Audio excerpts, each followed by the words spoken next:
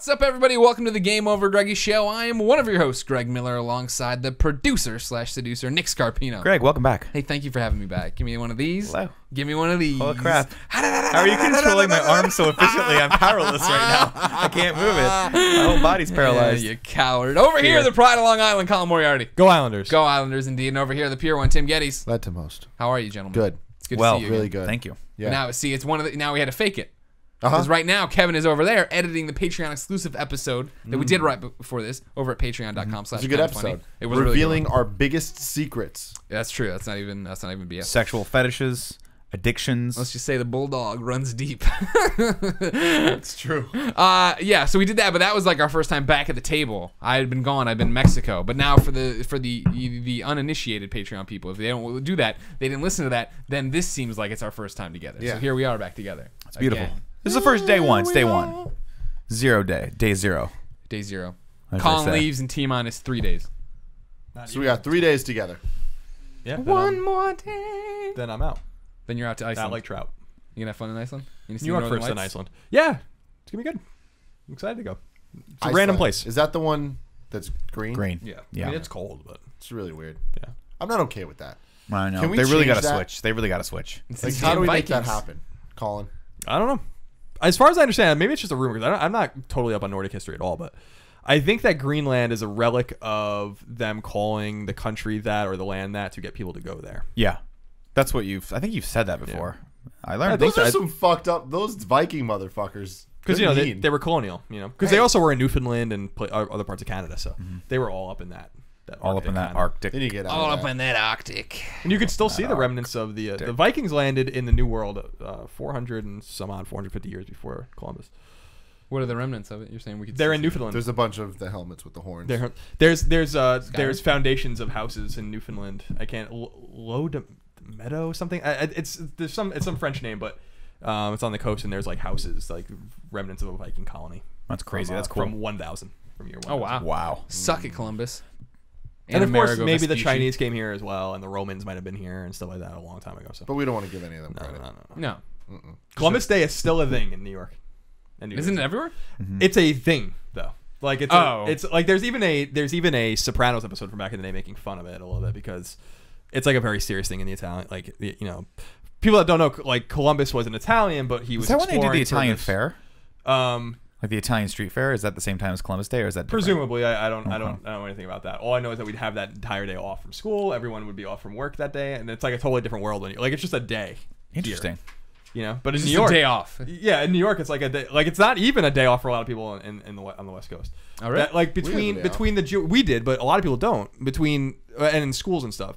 But between the Jewish holidays in October and Columbus Day, October was like the best in New York because you get like Yom Kippur, I think, and a bunch of other shit. Oh, that's like, right. Like because you guys we get do all the Jewish holidays, yeah, right? all of them. Yeah. It's a serious we have a big Jewish Real population on Long Island, so like October was awesome. You go back in September, and then in October you just have like half the month off.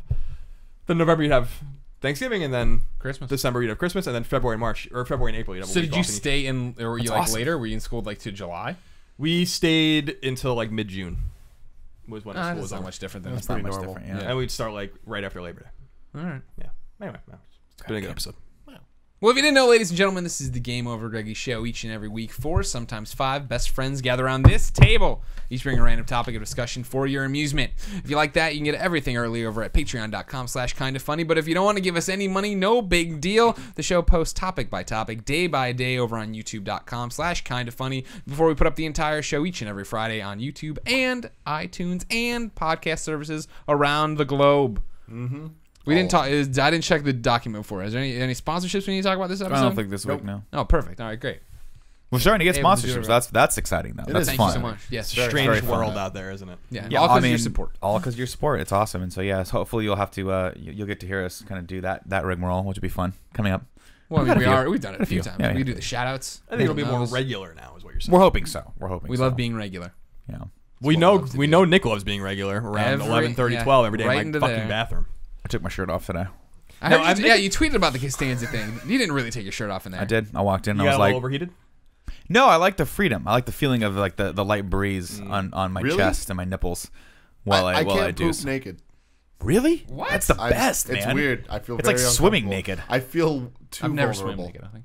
That's like the most vulnerable I'll ever feel. Really? Naked, sitting on a toilet, trying to just drop a diamond. So like, hold on. I understand maybe like you live with people. Trying to drop a diamond. You work in our house and do this. What about like you get sent somewhere? You get your when we went to PAX. You have your own room. Yeah. You get fully. What if you work? I mean, that scenario happened. I was naked, and I was comfortable being naked in the room.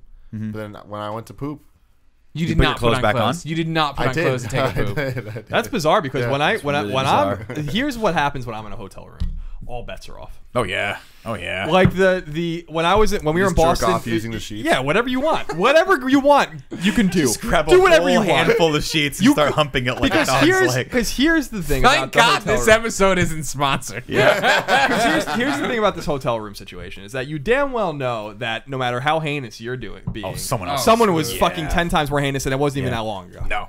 So night before probably. Yeah. Maybe that morning. So I'm not doing anything crazy in there, but I mean, I'm gonna get naked. I'm gonna walk around. I'm gonna take 4. Like sometimes I just get crazy, like where like I know I'm in for the night, like 6 or 7 after dinner. And I'll just take like 4 different baths between like 7 and 2. I'll just be like, I'm just gonna take a bath now, and I'll just take a bath, and I'll get out, and then I'll lay in bed and like be on the internet. Like, I kind of want to take I a don't know shower. if I'd ever take a bath. Oh, I love baths. No, I like baths, but I don't know about hotel baths. Oh, hotel baths are best because you know what?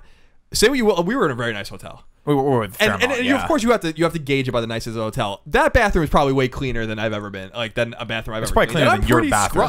I Yeah. do scrub my bathroom. I'm pretty crazy about it, but and Cheryl is too. But that bathroom is pristine. I'm Yeah. not really super worried about taking a bath in there. You know what I mean? Yeah, bleach solves all problems. They're bleaching that thing because It they is what it can't. is. You have to understand at the Fairmont they can't afford any sort of like they're not trying to get sued at all. Yes. So you better believe they're getting People are in there. suing over the bathtubs. Dude, if you Yeah. went or like they sue a lot of If I like, got the bed herpes- bugs and shit like that. You're not getting the herp from a bathtub. Hey, Now is that a dare, Greg Miller? I say all that, and I will tell you that I don't take baths because baths gross me out. Like I don't like touching shower bathtubs. I don't. You don't like being in your own bathwater for an hour? That isn't even You it. don't take, It's you don't take baths here even? no. Christine does it all the time, and I'm just like, No, I no, know thank that. you. I know what happens in that shower. Yeah. The What drain. happens in it? Portillo's in there, walking around on all 4 paws. I'm in there. You on pee my, in the on my shower? feet. Me? Yeah. No, we talked about this before. You do, and you like Oh, make a yeah. point to. Oh, yeah. I've done it a few times since then. It's just not my thing. It has its place. It's rare. I don't think you have to do it every day. See, it's one of those where I have to be thinking about it. Like if I'm gonna take the pee, and I'm like, wait, I'm getting in the shower. Colin made this thing. That I'll try that out today. And I did. I was like, all right. You guys pee in the shower? Did we talk about this? We did. We've We've talked about this passed, before, not yeah. as like a topic. Yeah. It's definitely not something that I'm like. I don't make make a point to it, and I'm always weird about it. It's never just like a free flowing pee. Like I'm very controlled with it. Oh no, I don't do the free. But I don't. You're not- I don't like to say that I Colin's make a spinning around. I don't like to say that I make a point of it. It's not like, oh, I have to pee, I should take a shower now. Sure. But if I'm about to take a shower and then you get naked, you get a little cold, you got to pee. I'm gonna do. I mean, say I'm gonna flush this water down. I always go to the bathroom before I get into the shower every single time. Right, you got to empty as much of that out as possible. Really? But sometimes when the warm water hits you, you know, it's like Yeah. the old like wives' tale. I don't know if it's true or not, but you put your at spend night parties, sleepover parties, you put your friend's hand in a glass that's of true. warm water and they just pee. There's something about that. Maybe I don't know. It hits That's a me. good It hits point. my That's a good point. my torso. Are you letting the water touch your hand? I try to keep my hands dry the whole That's time. probably what's doing it if your hands are getting wet. Very Yeah, it's odd. always the It's hands. very odd because I have to ask my wife to scrub me down. Delousing powder right on you. See, I'm just not okay with it when you're in one of like the standing showers or when it's just a shower, not a bathtub. Because bathtubs, peeing? yeah, bathtubs are designed in such a way that like the water is the almost water cycles consistently going down. Sure. Whereas when it's just the thing, you're always standing in like a little bit of You're a standing in puddle your for own a pee. bit. No, your pee's hitting your feet. Yeah, it's and happening. It's just like Pee's sterile, doesn't But matter. it's sterile. yeah, I'm okay with it, but They say if you get stung by a jellyfish, you have to have Greg Miller piss on your face. It's true. I I had to bet do it someone so many recently times in that Mexico. did have to do it. What's that? But Someone I got stung on my I met had to leg. pee on their own hand because they got stung by a jellyfish. I don't remember where that story came That from. does work. According to friends. But yeah, I don't know. It's not that I have a huge problem with it. It's funny. It's just on my mind because a week or so ago, old goaltender of the Islanders, Rick DiPietro, was talking about how he used to pee in the shower in the locker room, and no one ever said anything to him. And then they had like a wily old veteran that they traded for, Bill Guerin, who doesn't play anymore. And Bill Guerin like was taking a shower one day and was like, "What do you like?" And DiPietro after the game was just in there just peeing. Like Oh, while you he's watching. saw him? Yeah, I and would Bill never and pee Bill in Guerin's front of like, and Bill someone. Guerin's like, "What are you doing?" And Rick DiPietro was like, "I'm just doing my thing, whatever." He's like, "Yeah, we don't do that."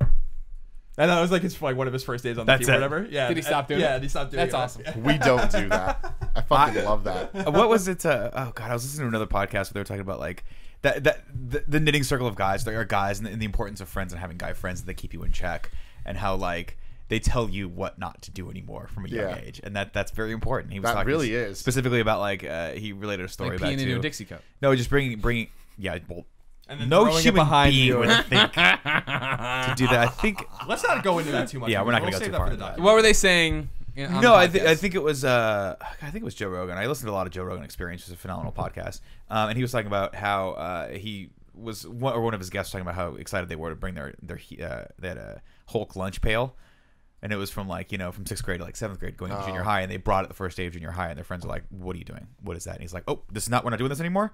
No problem. I'm not going to, that's done. That was a joke. That's out. I don't really like don't this. You guys don't you guys like lunch And that's pails? how we, but that's the funny thing. Like growing up, I was never in sports. So like showering around other guys was not a thing. Not a thing that I would do. I had to do it one time during a band. We were on a band field trip. And all of us were in, I think, And the conductor called all the boys into his room. He's like, let's take a shower. But I mean, See your flute, little like, Nicky. did you shower? Wow. Somewhere there's pictures of my 16-year-old penis floating on the internet. Did you shower around the guys in hockey? I didn't shower, but I would be naked in front of them. Yeah. Yeah. See, that was so foreign to me. Context necessary.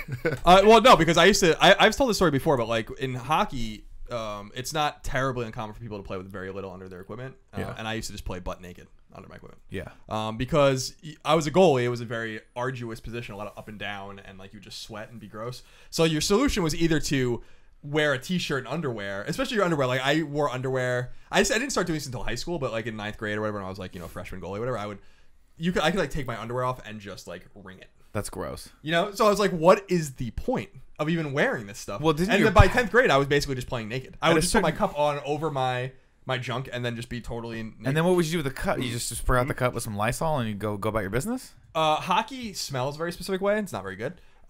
So like hockey and people out there that play hockey will know exactly. Like it is a smell. It is not like BO or anything. It's just a specific, not pleasant smell. But and it's because fungus. Because I would take my stuff and then just spread it out in like I have like a fireplace and like a Vermont burning stove in my house. So I'm sure your parents love this. So I would just take my shit out and just put it like out, like my blocker and my glove, my chest protector, my pants, my like just to dry it off. Yeah, my skates and stuff. That's and so then, gross. And my socks and hockey socks are the ones that you wear over your legs, not like your. But you wouldn't actually go in and clean your pads. No, in fact, that's bad luck. If you watch hockey, never playing hockey. Watch hockey very carefully. Goalies are. I was a goalie, and goalies are very superstitious and fucking crazy people. Like they are, and I was no exception. I wouldn't touch the blue line when I would skate, for instance, like weird shit like that. So like, I would hop over them. So like, there's just like weird things that people would do. And one of the weird things that a lot of goalies don't like to do, and I don't like to do it either. If you watch a game, well, next time hockey's always on TV. Yeah. Look at the goalies and look at their equipment. Okay. And you'll see what are called puck marks all over their equipment, and that stuff will come off if you just like scrub it. But goalies don't do that. It makes their equipment look worn, and they're afraid. And a lot of people are superstitious, so they don't do that stuff. So your equipment gets like really ratty and worn down. And we were talking a while ago about Artis Urbe, who's my favorite goalie of all time, who wore the same equipment for literally like 18 years. Doesn't it fall apart after like, some point? I gotta find this picture, and maybe we'll put it in the like this like. If Kevin likes this job, he'll put the photo in. If you watch the Kevin's evolution like of Artis Urbe from when he was a rookie on the Sharks all the way to when he was on the Hurricane, so he started in like '92 and he played until like 2007, and he was wearing the same shit the entire time. And the equipment, I gotta show you guys because it's so fucking funny, dude. Was he like he looked related? like I said he looked like a fucking homeless man by the time he was done. Playing the game, because he was like, he took it to the next level. There was a story about how he would wear the same helmet. This Yofa's like a brand. He would wear the same helmet and the cage would come off and get all fucking ratted out, and they stopped making that helmet in like the early 90s. He was a Soviet era like Latvian player, and so he started putting ads in various newspapers in like Toronto and other places to like see if anyone had the cage he needed for his helmet, because you could just not find it anymore because he was so superstitious that he wouldn't get a real helmet. That's crazy. And he was like my favorite. He's a goalie coach in the NHL now. See, all right. So here's him. So here's him when he's young. These all right. So this is him when he was on the Sharks. He's probably like 21, 22 Okay. there. Okay, that's him. Show it to Kev real quick so he has a reference for what he's looking for. Artis Urbe on the Sharks. Thanks, Kev. We love you. Kind of white equipment, right? Make sure Then here is Artis Urbe when he was on the Hurricanes, 10 years later. Yellow. So look at his blockers. They're just totally black. Wow, that's crazy. So like, yeah, you can just see like. Well, I imagine there's also probably it's probably like a baseball player with his glove, right, where it's so worn in right the way you want it. and you're used to that sort of tactile feel and how it responds when your hands inside of it. That I imagine you don't really want to be shifting around too much. Probably similar to your shoes, right? Like I'd imagine you want to wear the same cleat if you're a runner. Jesus. Yeah. Like all look at his around. equipment. That's nuts. He looks like a hobo. Yeah. Like just like because he was just I crazy. can't do it. superstitious. It's like me and my mouse. He used to take I his like my mouse a he used to lot. apparently take his pads and run them over with his truck to like make sure that they were Like worn in enough. properly and stuff. like Oh, that. What the fuck? I'm way too worried about. dying. Tire It's tracks? not even dying. It's more like for like the 2 months that I did jiu-jitsu, there's in that community, because what you're basically doing is you're sweating a lot and you're rolling around with each other, and it's very, very easy for, especially if you're doing no-gi jiu-jitsu where you're just basically in shorts and like an Under Armour shirt. It's very easy for bacteria to pass back and forth, and oftentimes you get ringworm. And when it's really bad, if it's not ringworm, it's staph, and staph is really, really bad. And so that's a really in that grappling community, like those are the things you have to watch out for. The grappling community? Similar to the climbing community. Gotcha. I'm Which is also a in real the- thing. I'm also in the yoga community as well. Oh, the yoga community. That's a very sexy community. Is there a lot of crossover between these communities? Not that I've noticed, and I've scrutinized many a body in both. But yeah, that's the thing. And I remember Mark Ryan got staph one time, I think. Did he? Because from jiu-jitsu, yeah. He was doing jiu-jitsu, and he was like, I had this thing that looked like a spider bite, and then after a while you have to get that, like, that's very dangerous. You have to get it dug out. They have to like dig a hole wherever that is and just carve all of the flesh out of it, because it's a bacteria that eats away at you. And yeah, if it why, spreads- okay. Fuck sports. Just no. Yeah. It's hard. Well, I mean, That does not sound fun. there's a difference between sports and activities, right? Jiu-jitsu, I would say, is a sport. Hockey's a sport. Yoga and climbing, I don't know if those are. You can make them Oh into sports. shit! You're pissing off your own could- community. the Oh no, no, no. community's The, bad. Oh, cli- they're Turning on riling you. right there. I can see hear it in them. the comments. the climbing community does not get angry. Yeah, they're up Okay. here. They get high. Because You're down guys, here. listen, when you're that high up in the air, when you're 16 feet in the air, you're above it all. Okay, true. mentally and physically, you're above it all. Okay, so someone could yell insult at you, and you know what? You can't hear them. You can't hear them physically. 'Cause you're and 16 and- feet and up? You're 16, They're 17 ants feet to up you. in the air. Aunts and uncles down there. No, it's not. You they don't matter. Nothing matters. You're focused. Just the next handhold. That's it. And your Next partner grip. on the strap. Before we move on, we haven't even talked about a topic yet. Happens here once in a while. Kevin, I'll send you this picture too, because I think you guys will appreciate this the most. I used to write things on the bottom of my skates, and I took a picture of one of them. So Kirk McLean, who was the goalie of the Canucks in the early '90s, used to write weird on the bottom of his skates. And this was when there was they started putting. They do it all the time now, but a camera in the net so you can see from the goalie's perspective. So I took a picture when I was home last time of my old skates, and I wrote weird on the bottom of it. So you could just see. So did you just see how totally bizarre? And then I took that from him when I was these are my skates from maybe 95, and I just always wore. And then I started wearing black skates later, and I wrote weird on in white out on the bottom of those skates. So is it just that you picked, you see a goalie you like who's successful, and you're like, oh, I'll do that too, and Yeah, that just basically. becomes your superstition Yeah. as well? Interesting. That's fascinating. So yeah, And I weird. used to just write weird on the bottom of my skates. And this was my first pair of many that I did it on. But and white skates are typically worn by goalies, but I started wearing black skates later because I was. Because you're badass. But well, I like these because you can see the puck marks on them.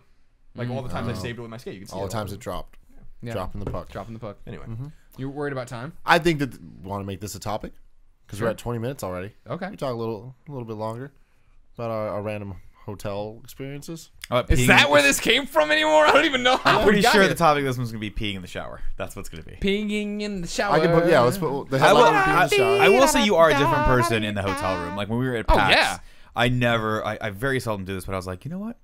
I'm gonna raid the mini bar, and I ate Pringles and a Twix bar. how much And did that then- cost? Oh, it was like $17. Yeah, was okay. expensive. What's free in a hotel? Because I Water I out just of don't the touch faucet. anything.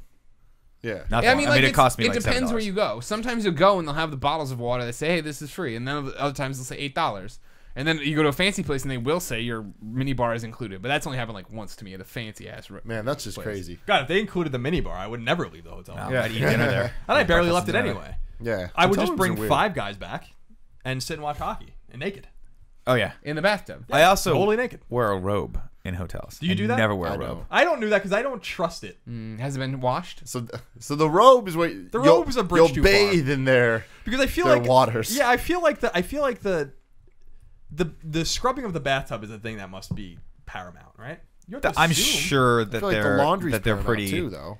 Yeah, but I mean, yeah, if you're getting a robe on the back of your door, it's clean. It's come out of the laundry. There's no way that they're accidentally leaving that on the back. But this of is that the whole thing. thing with like the comforter. When was the last time I washed the comforter? Well, the comforter's different. You Tear can't. that You have to shit off, dry clean put the it on the comforter. ground. You can't wash that. The fucking fancy ass like throw pillows, throw it on the ground. I hate it when I forget to put up the thing and the maid comes back and puts it back on the bed. Like, get that shit away from me. That's why I wrap the remote control, wrap it in a tissue. Not touching that thing. If you got to pick up the phone receiver, That's wrap it in a tissue. You're a little crazy. Those are like the grossest things. That's in hotel that's rooms. like Ryan Clements. But no, level. here's the thing about it is like that's such a well-known gross thing. I've also been to 2 hotels in my hotel travels that have disposable remote controls for the TV. When you're done, just throw it away. Because like they know that shit doesn't get cleaned and is fucking hell are you filthy. Yeah, what the Dang. fuck? I travel a That's lot. insane. I know, but what kind of hotels are you staying? I knew that Greg. Those had, are ones I knew, that people put me up at. I knew that Greg had too much money when we were at PAX East, and he had the Voss water. And I'm like, where'd you get that? And you're like, the hotel. You took that. That's like an $8 bottle of water. Well, then I kept refilling it though, and I used it as a prop in my Paxomania thing. So don't worry. I'm like, this is when Greg. This is a bridge too far. So speaking of gross hotel stories, you said the words gross hotel, and that very quickly reminded me of something. Do you guys remember, this might not have been your generation's thing, because it shouldn't have been anyone's generation thing, when there was like a quick stint on the internet of people uploading videos of them jerking off in hotel rooms and having the maid come in? It still happens. No. It's still Is that still a thing? That was Still a a thing. thing. A That was video? like that was very much a Still thing. a Wait, so- To explain this to me more. So they're jerking off, and then they have the maid come in while they're jerking No, off. they'll sit there and they'll wait for the inevitable housekeeping. Yeah, And the guys, and they just won't say anything, and then Yeah. she'll walk in and she'll go, "Oh, Dios mío." yeah, exactly. That's I'm like, "Oh, sorry, I didn't hear you. That's it. I didn't hear you coming in." Yeah. And you're like, "Dude, it's disgusting. Well, it's 'cause like I it's a remember- fetish." fucking. I remember It's it a got fetish. really like That's why you it wouldn't blew answer my up question. because somebody like one of the maids like got in on the action, and then there was just video What? footage of it. Yeah, and then it like What turned. do you into mean this by huge- that? What is she doing? I mean, they ended up Explain it banging. to me. No, Oh. yeah. She didn't just come in and start. I don't know. I I'm like- confused. like what it- did she? Did she? They come in? banged. Okay, But I would like the idea better if he was like, "Oh, just go ahead and go about your business." And he was sitting in the chair, and it's like, and she's like changing the sheets. Yeah. Well, no. There's been, the guys just like, no, it's okay. Yeah, just come in. It's just like, And they're like, "No, I'm not coming in and watching." yeah. this shit." That's kind of. And so these are hidden fucked up, camera things? actually, I mean, think. it's very fucked up. As soon as you think about it for once, it's like that's sexual harassment. That's Yeah, sexual. really. That's That's probably kinda sexual wrong. assault. Yeah. If you think about it. Yeah, I don't- But I mean, you're- hey, But get it the internet. gave Nick a quick chuckle, didn't it? That's actually one of those where I'm like, I don't get this. I mean, and I'm not begrudging anyone if that's your thing, you want to watch that, or even don't attempt it. Don't do it. It's illegal. There's a, But if it you want sounds to like watch there's other people plenty do of that videos shit, out there already. cool. It just there are quite a few sexual fetishes that I look at and I'm like, I don't Not get my it. thing. Not my thing. And Yeah, it not shouldn't my be thing. anyone's thing. Like that. No, I mean, I'm not going to be begrudging. But most, by the way, I assume that even if it's a quote unquote hidden camera video, that it's fake. and that the person is a consenting. See, I don't think so because On some of them, you can tell it's not. yeah, But I mean, on- I think like it's- when the girl's like, "Oh, what's up?" Yeah, and she's smoking hot. You're like, "No, this is totally fake." well, it's one of This those is not." situations where I think the first ones were fake, but then everyone else was like, "I'm gonna do this too because I have a fucking shitty camera that I bought at Best Buy." Yeah. and then Fucking Best Buy. yeah, it's Yeah. really Best Buy's fault. It really is. If you think about it, everything bad in the world is Best Buy's fault. Everything. World War II. Best Buy. I never made that Those connection. damn blue shirts. Think I about know. it. Think about it. I'm thinking about Think about it. I don't know how I'm trying to draw a parallel right now. It's blanking. Hotels are great. Uh huh. You go there. You can do it. Yeah, I sleep naked in hotels usually. I don't do that on a daily basis here. So you won't touch the comforter, but you'll sleep naked in Because the bed. you have those starch sheets. I already tossed the comforter off the bed by this Okay. point. Then So you have the you've starch taken and it with everything your- else. No, I don't want that shit touching me. I have to. I get too cold. That's too I have to weird. sleep That's like weird for me. hotel. I don't sleep well in hotels. My wife, on the other hand, that is her favorite place to be. I have this too. image of my wife from the very first time we started traveling together. Specifically, well, I guess not specifically, but our honeymoon specifically was when I remember seeing her for the first time, going, "This is my wife's nirvana."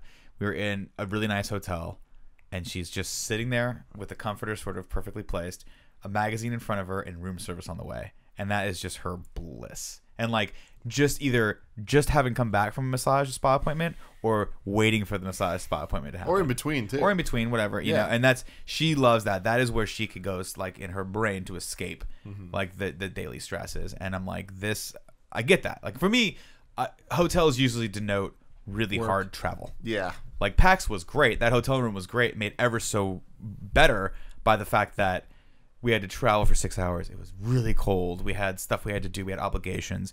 But for the most part, it was super fun up until that point. But with IGN, when we used to travel, it'd be like 5 pieces of gear. Who's going to check this in? How's this going to go? Shit, is that broken? Carnet. No way. Yeah, we have a carnet form we have to get through that no one knows how to use. And someone does a stamp at the wrong thing. What's carnet? Carnet is the international, like, you have to fill out, when you're traveling with a lot of electronics or a lot of equipment of any kind, you have to fill out this thing called Carnet, which is like, this is the equipment we have. We're not buying it here and not paying taxes and then selling it in another country, basically. Right. So you have to like fill out all these things, except all like for serial numbers of each camera, of each memory card. But of it's each, not even. It's horrible. It's not even that. It is. I mean, that sucks. But on all the international trips I was on, we never knew exactly what to do because you don't know who to talk to. That we would literally in Germany or Japan or somewhere like go to the airport like 5 hours early. Yeah. And I saw Mike Aransky break down not once but twice in Japan alone over Carnet 2 different years. The same thing. He was like looking at me, being like, "The same things." Like last time I was in Japan, like the same thing is happening to us that happened last time. Where like they'll like be like, "You got to go there, you got to go here." They have no idea what you're talking about. You go. It's like, and I'm just sitting there like already in the terminal, like eating McDonald's. Yeah, it's because it's You're such a help. it's different in every airport, and in some airports they don't use it, and so that is a huge problem. Because you'll go like, I think I took equipment to Mexico, and they're like, "We don't care, go." And I'm like, no, I need you guys to stamp this because I'm gonna bring it back into the United States. They're gonna see it's not stamped. They're gonna assume, like they're not gonna know what's going on here. Japan's really hard because there's a language barrier. Germany is terrifying because the German customs agents do not think I'm funny, do not think I'm charming, do not want me to say anything more than this is the carnet form, and they'll pick like they pick something at random and they look at it and go, okay, show me this item right here. But I'm always I have like. You know how some people have a problem with authority? I have the opposite problem where I want authority to really like me. Like I just want to be, I want the approval so desperately of authority that I'm like, hey, tap dancing in front of the Germans. They're like, get the fucking taser. Tase this son of a bitch right now. Tase his ass. Yeah, it's if you don't do it, you can get fined like $100,000. Yeah, it's a pretty serious thing to do. But Jesus. But yeah, nonetheless, I like the hotel scenario. I like going to hotels. Mm-hmm. The problem with the hotel in Boston, it was very nice, but it was also very loud, which I did not expect. Yeah. Fucking elevator. Yeah, like and the people in the like, I actually had a moment like at 1 or 2 in the morning one night where there was just people in the fucking being loud, and I literally screamed, "Shut the fuck up!" like from my bed, and then it just was like quiet from there. It's like because the doors were all high and like, it's like Jesus, shut the fuck up. Well, it was an old hotel, like just shut up. Yeah, no one wants to hear anything you're saying right now. It's 3 in the morning. Go to bed. Please go to bed. That's why I like staying. Like when we went to Rooster Teeth, we were able to stay at the W, and the W in Rooster Teeth is like a brand new hotel made out of concrete. And when you shut the door, it has that sound where it's like, and it's just quiet. Yeah, it's so nice. Now, if someone's screaming outside your door, you're gonna hear it. But my room was all the way down at the end of the hall, nestled in like a small group of rooms, and so you're not getting a lot of foot traffic. Whereas in the Fairmont, when we stayed for PAX, I was get off the elevator. My room was like one left and was right there, and so like the first night I was like, "What is that goddamn dinging sound? What keeps dinging?" And it would go, "Bing, bing, bing, bing, bing, bing," and I was like, "What the fuck? Is someone like backing up a truck? Is the elevator?" Yeah, every time the elevator hit a floor, it made a forever. ding. What kind of shitty hotel? Like what kind of dumb design is like, let's make sure everyone knows the 15 floors that it's coming so audibly you can know when the elevator's going to arrive. No, just wait for the fucking light. Yeah. Wait for the light. It's the gonna door be there in a will second. open It's eventually. going to open. Someone's going to act awkward because people are oddly territorial in elevators for some reason. Like when they open, I was like, I don't really want you to get in this elevator. I had the space thing happening. And like the 5 people get in. And then, yeah.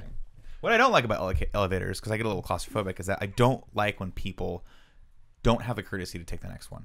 I hate that. Oh, when they have to Hey, do man, when they you gotta feel like make let's it just happen. cram in, You gotta cram make in. it happen. And I'm like, if this elevator gets stuck, we're all gonna asphyxiate. That never because we're all happens. How many dying. times have you been in a stuck elevator? When you're claustrophobic, Happens in Growing up movies. with Kevin was the most horrifying thing because he 'Cause was the obesity? deadly. It was the obesity, and he was deadly terrified of elevators because he had a bad experience one time where him and his mom got stuck in the one. Yeah, a horrible What happened? experience. I got stuck in an elevator for a couple hours with my mom. So?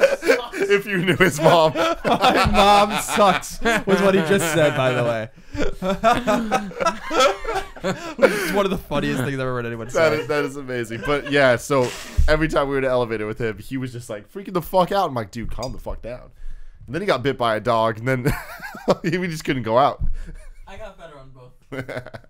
Remember in the movie New Year's Eve, or just New Year's, I forget what it's called, Ashton Kutcher and that girl from Glee get caught in an elevator, and they find a love connection. So maybe that could happen with you and your mom.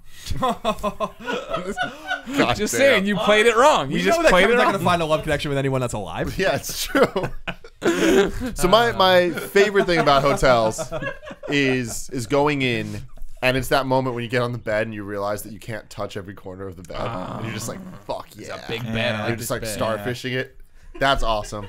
But my least favorite thing about hotels, this is one of those things where it's a 50-50. It's either awesome or just the worst. You walk into the goddamn shower, and you try to figure out the water pressure game and how fucking high the goddamn shower head is. It's like, why are there shower heads that are like 3 feet down? It's like, that's not a service to anybody. We'll go to Europe. They're all over the place. We're just like, it's like right here. It just shoots sideways at you. You're like, what the shit? You also hate the rain shower head. Well, I hate that thing. I like the fucking, rain well, I shower. can't do I it. like it. I need pressure. I need to feel like the water's beating down on me. I need to know I'm getting clean. You want to be able to turn that little knob and have some fun with yourself?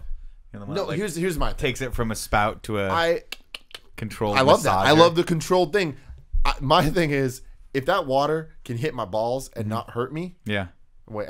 No, you're right. And not hurt you. Then You it's want not it good. to hurt you. Yeah, Not that's the good. problem. I want to need to be able to have to cover shit Yeah. for things to be okay. So you like strong pressure. I like the strong pressure. Yeah, I can get into that. And it's the worst when it's just like little fucking trinkles, and you're like, especially when you have like product in your hair, you're trying to get it out, and you just feel it like going down your face. I'm like, God, this is disgusting. You're trying to wash your butt, and I'm like, nothing's being clean right now. I got a dirty butt. Oh, I need Bad a water power hose on that bad boy back there. But the height thing to me is the like a height thing is trash chute. even worse, because it's like, I'm sure Greg. Yeah. And it's like, I can't even imagine being you. Because for me, I'm just like, this sucks.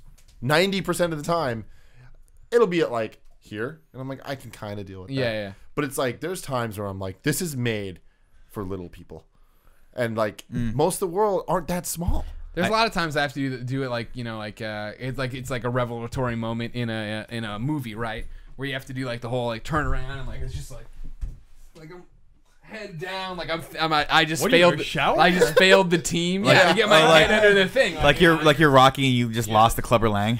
I thought you were getting ready to. Yeah. Yeah. Get bulldogged. Well. Yeah.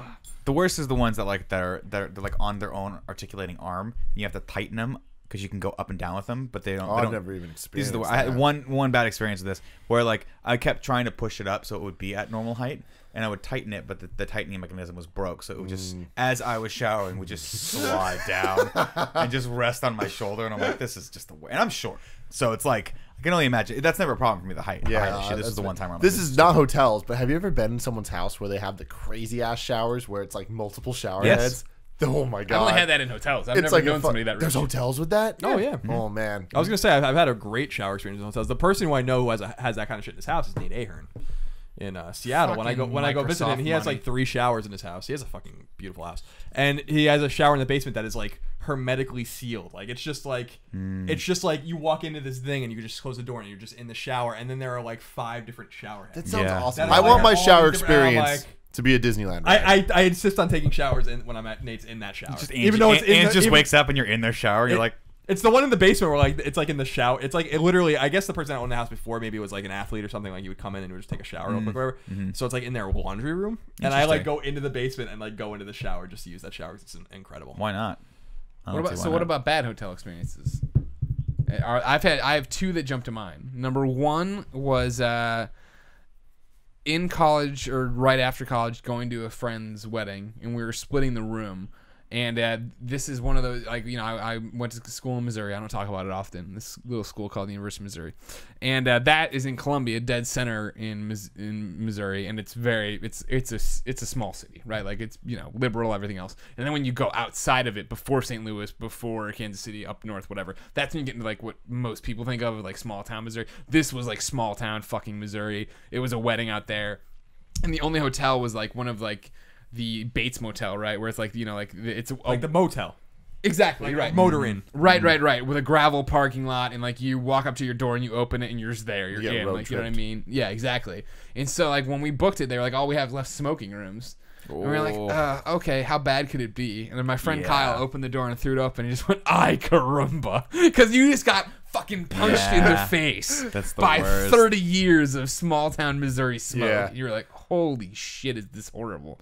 Even as a smoker, or I should say reformed smoker now, I can't be in those environments because it's just toxic. It's terrible. And sometimes I'll even have problems in Vegas when there'll just be that much smoke around you. But in the hotel room, it's the worst. It's the worst. Everything smells like smoke. Everything. No one's smoking in there. But The mattress, the floor, the walls, like the smoke gets into the walls. You can't get that out. Yeah.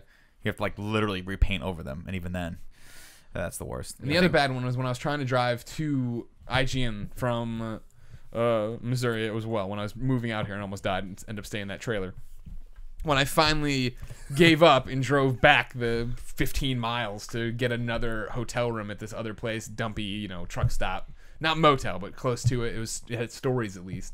I got in there, got up there, and it was a danky, a shady room to say the least or whatever. And I remember I needed to charge my phone, so I moved out the nightstand on the side, and behind it were all these condoms. Not they were unused, but it was still just this disgusting thing of like this is how well the maids clean this room. That some guy had a fuck fest up here, or this knocked his condoms off the thing, and they all just fell there. And this is where all the prostitutes come to with their johns, most likely. Sorry about that. I was fine. Okay. I've had a lot of I threw bad. the comforter on the ground. The comfort of the pillows over it. It's fine. I've had a bunch of bad experiences in New York with hotel rooms. Tiny rooms? Oh my god! Because they're the world's smallest rooms, and they charge you so much money. Like, this is a cottage, like a boutique hotel, and you're like, no, this used to be someone's like bathroom, and you converted that into a hotel room. But the worst was when I did a gig for my buddy's company. It was a freelance gig, and we were flying to New York. I think it was for something for like NBA, or we were supposed to meet Kevin Durant somewhere. But we had all gotten in early. We're in a meet him in Shake Shack. No, they were doing an event where he was supposed to play the game. We were supposed to film him, like we were doing a package with him. But we had to fly in a red eye, and we got there, and I was like, "Please God, let our rooms be ready," and they were not ready. So we waited, and we had not slept. Always in New York. Had not slept, and it was like 11 o'clock, and we were supposed to meet the client at like 5. And they're like, "Your rooms aren't sorry, so your rooms aren't gonna be ready till like 3 or 4." And finally, one of the rooms was ready. So we're like, "Great, we're just gonna go in. I'll take a spot on the floor, and 2 guys can sleep in the bed. And we'll just knock out for a few hours." And we get up there, and there's not even a spot on the floor. The room's so small that you have to you have to put your stuff in the closet because there's no other floor space. And we had to like shimmy over to the bed. So just cut to about 30 minutes later, 3 grown men trying to sleep in a full-size bed. So it was 2 fetal positions like back to back, and one person sleeping on our legs like a dog, and it just did not work. I mean, I knocked out for a good hour, but I woke up and both the guys had left because they were like, it was miserable. Sorry, it was not working. I was not snoring. I don't snore, but that leads me to my other worst time in a hotel ever. When I have one friend specifically, and I won't shout him out right now, but he's the world's Brandon. Actually, I don't think Eric snores. Mike Aransky. I'm pretty sure Mike Aransky probably snores. Oh, No, Aransky gets nasty. Does he? It's bad. It's bad. But my buddy was like, "Yeah, we booked a gig together, and I think it was in Vegas. Oh no, we got flown out to do something in Vegas for NAB." And they were like, "Well, they're only getting one room for us." And I was like, "Well, maybe I'll spring for another one." And I looked at the prices. I was like, "No, I'm not springing for another one. This is way too." During conventions in Vegas, the room could just jack up. And that was a mistake because he snores, and he's like, "It's not that bad." But when you're not a snorer and you're sleeping next to someone who is a snorer, imagine trying to go to sleep when periodically someone turns a lawnmower on next to you and then proceeds to try to cut through stone with it. That's what it sounds like. to the point where I literally was like, I'm like, this is so bad. The next day I was like, I gotta get another room. And he's like, "It's not that bad, dude. Dude, it's not that bad." And I'm like, "I'm going to film you when you fall asleep." I told him, I was like, I'm going to record what you sound like. And to this day, he does not believe that it was him that actually made that noise. Because it would sound like a beast, like a fucking hell beast coming out of the gates of hell. There's something about snoring that actually bothers me. Oh, it bothers me it's my not, core. It's not a matter of like, oh, this guy snores, or stay away from it. It's like, I'm like, yo, like, why are you snoring? Why are you snoring like this? There's something wrong with you. This isn't the way you're supposed to sound when you're sleeping. That like you need to correct this problem. Because I've had a similar problem where I've like slept with. I had roommates in college that snore. I wanted to fucking kill myself. Yeah. I swear to God, when I moved into Northeastern, I had my first roommate, nice guy. He left like halfway through, like at the end of the first semester, so I've never even seen him again. But he was a nice guy, but he snored, and I used to like. I feel bad because I used to like. We had like bunk beds, and I would on the top bunk, and he was on the bottom bunk, and he would snore, and I would just like go like, and I would just bang the wall, like just be like. You know, like that, and he would like stir up, and then I would pretend like I was sleeping. So he didn't he left like 6 months in. I don't really know why. I don't know why. It's the craziest thing. No, it wasn't because of that. But then the guy that came in, I lived with a football player that second semester who was just the same. I'm like, I can't avoid it, you know. And it was like, to me, it's just like, dude, like I know it's like hard to control or whatever, but like you need to do something about it. Like you're in a room with another person, like you need to feel bad about it. If I was a snorer and I was sleeping with someone else, I'd feel fucking really self-conscious about it and like try to get like the breathe right strip or whatever, sleep on my back, whatever you're supposed to do to help. Maybe sleep on your back's actually the exact opposite. That's thing. what You're supposed to sleep on your side. Yeah, like, and you know, I don't know. That shit always bother me because I just feel like, yo, like it's kind of a common decency thing to like not do this in front of other people. I don't care if you can control it or not. You need to figure it out. You know? Yeah, I've literally been in hotel rooms where I've been forced to. I took like at one point I was like, fuck this, grabbed all of the covers off of the bed and threw them into the bathtub and shut the door and tried to drown it out and slept in the bathtub and it still didn't work. There was one time I had to literally get up and go downstairs and be like, I need another room. That's it. Gotta have it. Man, to me, it's just not that big a deal. Because you snore. I only snore, and this sounds like stupid to say, but I don't snore at home. I only snore when I'm at other people's places. For some reason, it just happens. But it's like I don't think I snore that bad. It might be a little bit. Maybe sometimes it's bad. I don't know. It's bad. But I feel like there's some people that are super sensitive to it, like Nick, where I'm just like, there's some times where I'm like, this is not that bad. But you just wouldn't be able to sleep. You have to understand that like when it's pitch silent, when there's no noise in the room. Is it pitch silent? No, it's dead silent. Excuse me. Pitch silent. Pitch black, dead silent. When it's silent in the room, if you're not a snorer, you're used to silence. And so anything, like literally anything will wake me up. Like I'll hear, like the guy upstairs from me snores in my apartment, and it'll wake me up. And that's like that would infuriate that's me. Through, and it's yeah. I got a fan eventually because I was like, I need other noise in the room to drown it out. I need white noise, and I need it to be organic. That just sounds crazy. Like I just feel like sleeping. Evolution. I'll tell you what. Next time you sleep, I'm gonna sneak into your room. Yeah. And occasionally, I'm just gonna start a fucking chainsaw, and then I'm gonna stop it and see what happens. I mean, I feel like it's just like, all right, I'd adapt. Things happen. Probably, and there's a. But there's that line when you can't. You know what I mean? Like you and I room together usually because we're the same way. It's just like I can sleep through just about anything. Yeah, Nick and I are the room together now. But the thing was, last year at Comic-Con, at the last minute, yeah. Don't tell names. Obviously, I got put with somebody who snores, and so it was like I'm like no big deal. I can sleep through anything. And it was like I came in and I just wasn't in that place yet, and so then I laid down and like laid there looking at the wall for like 45 minutes, and of course then it gets in your head of like I need to be up in 5 hours and I need to be on camera all day, and it's just I got up and I went downstairs and got earplugs. And then I did that and I was fine, but it was just like, you know what I mean? Like even earplugs wouldn't do it for me. Pretty good. First of all, I'm a very light sleeper, and there is a difference between being a light sleeper and a heavy sleeper, and it's some weird thing in your brain that like. No, don't, Christine, don't break eye contact. No, he's coming to you. What were you saying, Nick? If you are a light sleeper, your brain will lock into that, and then it does that. It plays that game of even if it stops, when's it going to start again? That's exactly right. When's it going to start? Yeah, again? you wait for it. You wait for it. I totally. So you guys are crazy. No, we're not. Because here's the thing about it, is that if you're alone, make all the noise you want. But I agree with you. Like Greg had a guest staying here once. We will name no names. Thank you. That was the worst snorer ever, I would say, that I've ever heard. Right? Would you categorize that level of snoring as like? It's for him, yeah. Next level. Yeah. And this person was staying in Greg's room and I was in my room and we share a wall.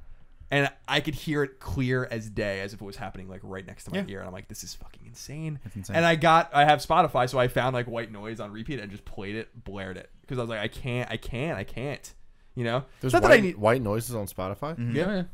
And like ambient ocean noises. They have apps for it too, where you can combine like a fan, air conditioner, and the wind and the ocean.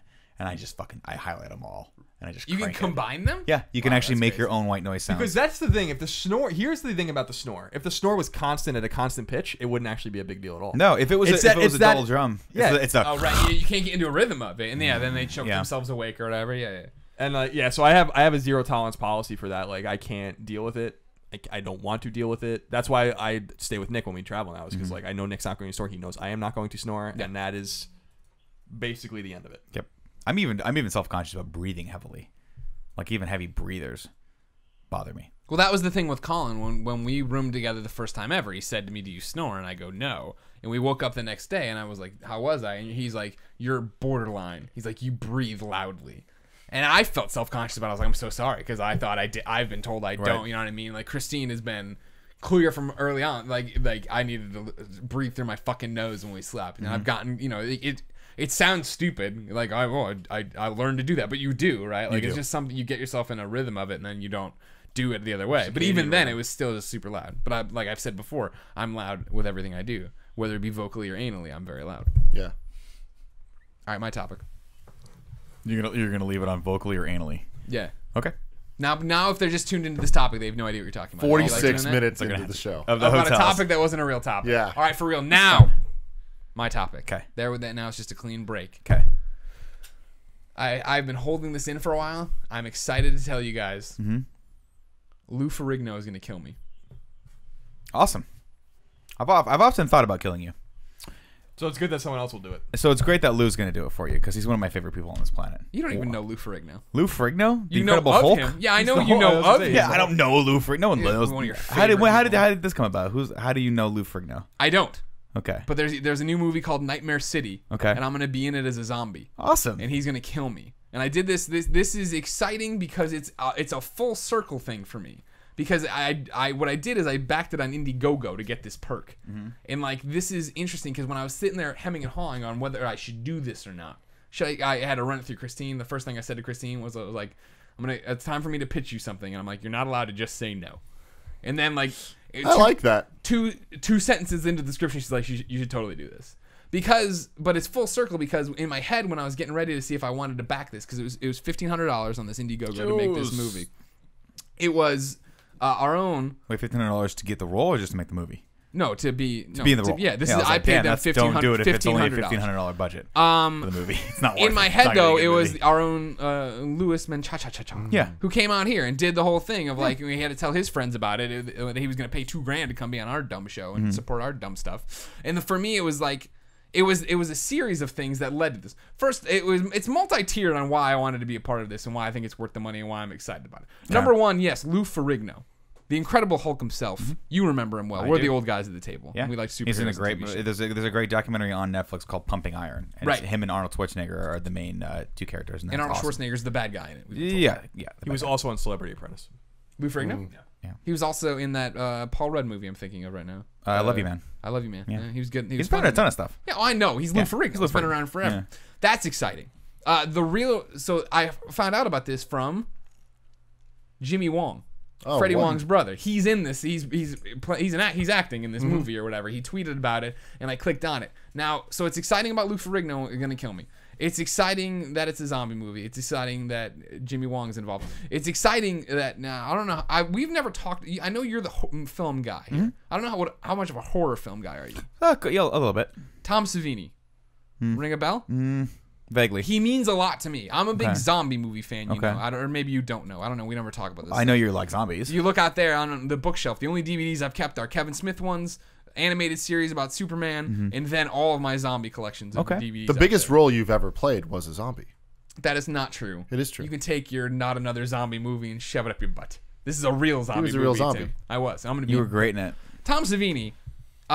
In the horror realm, one of the names amongst names. Okay. Yeah, he's the guy who does the amazing makeup. If you see, when you see like practical effects and stuff, and you think about gore and you think about gory horror movies, it's this guy Tom. I fell in love with him in the original Dawn of the Dead, George Romero's and stuff. Wow. Okay, so he's old school. He had done makeup there, and he's also one of the raiders in that. He's like the lead raider on the motorcycle and stuff. And So he's then- like Rick Baker, kind of.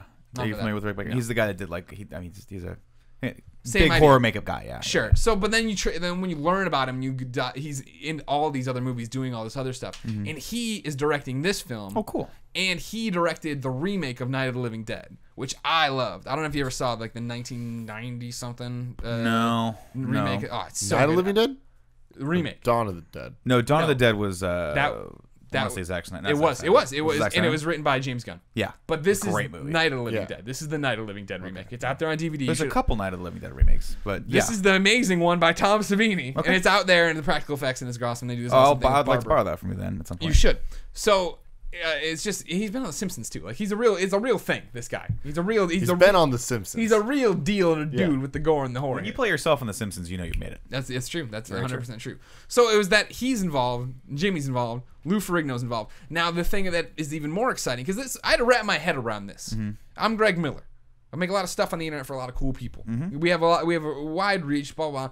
Do I want to pay to be in a movie? It seems weird, right? Like all this other stuff. But for me, it's not even appearing in the movie as much as it is Getting direction supporting from this guy you love. That's well, awesome. he's gonna be like, all right, be a fucking zombie, all right, and do that. Well, like, there's more. I'll read you the perk here in a second. There's this. They're supporting this guy I love because so many people support us. I felt like this was a big moment for me, and the fact that something came across the table that for me was like, holy shit, this is so many different things that I love. I get to be a part of and support people. We get to support Mr. Wong. We get to support all these people that like matter to us, right?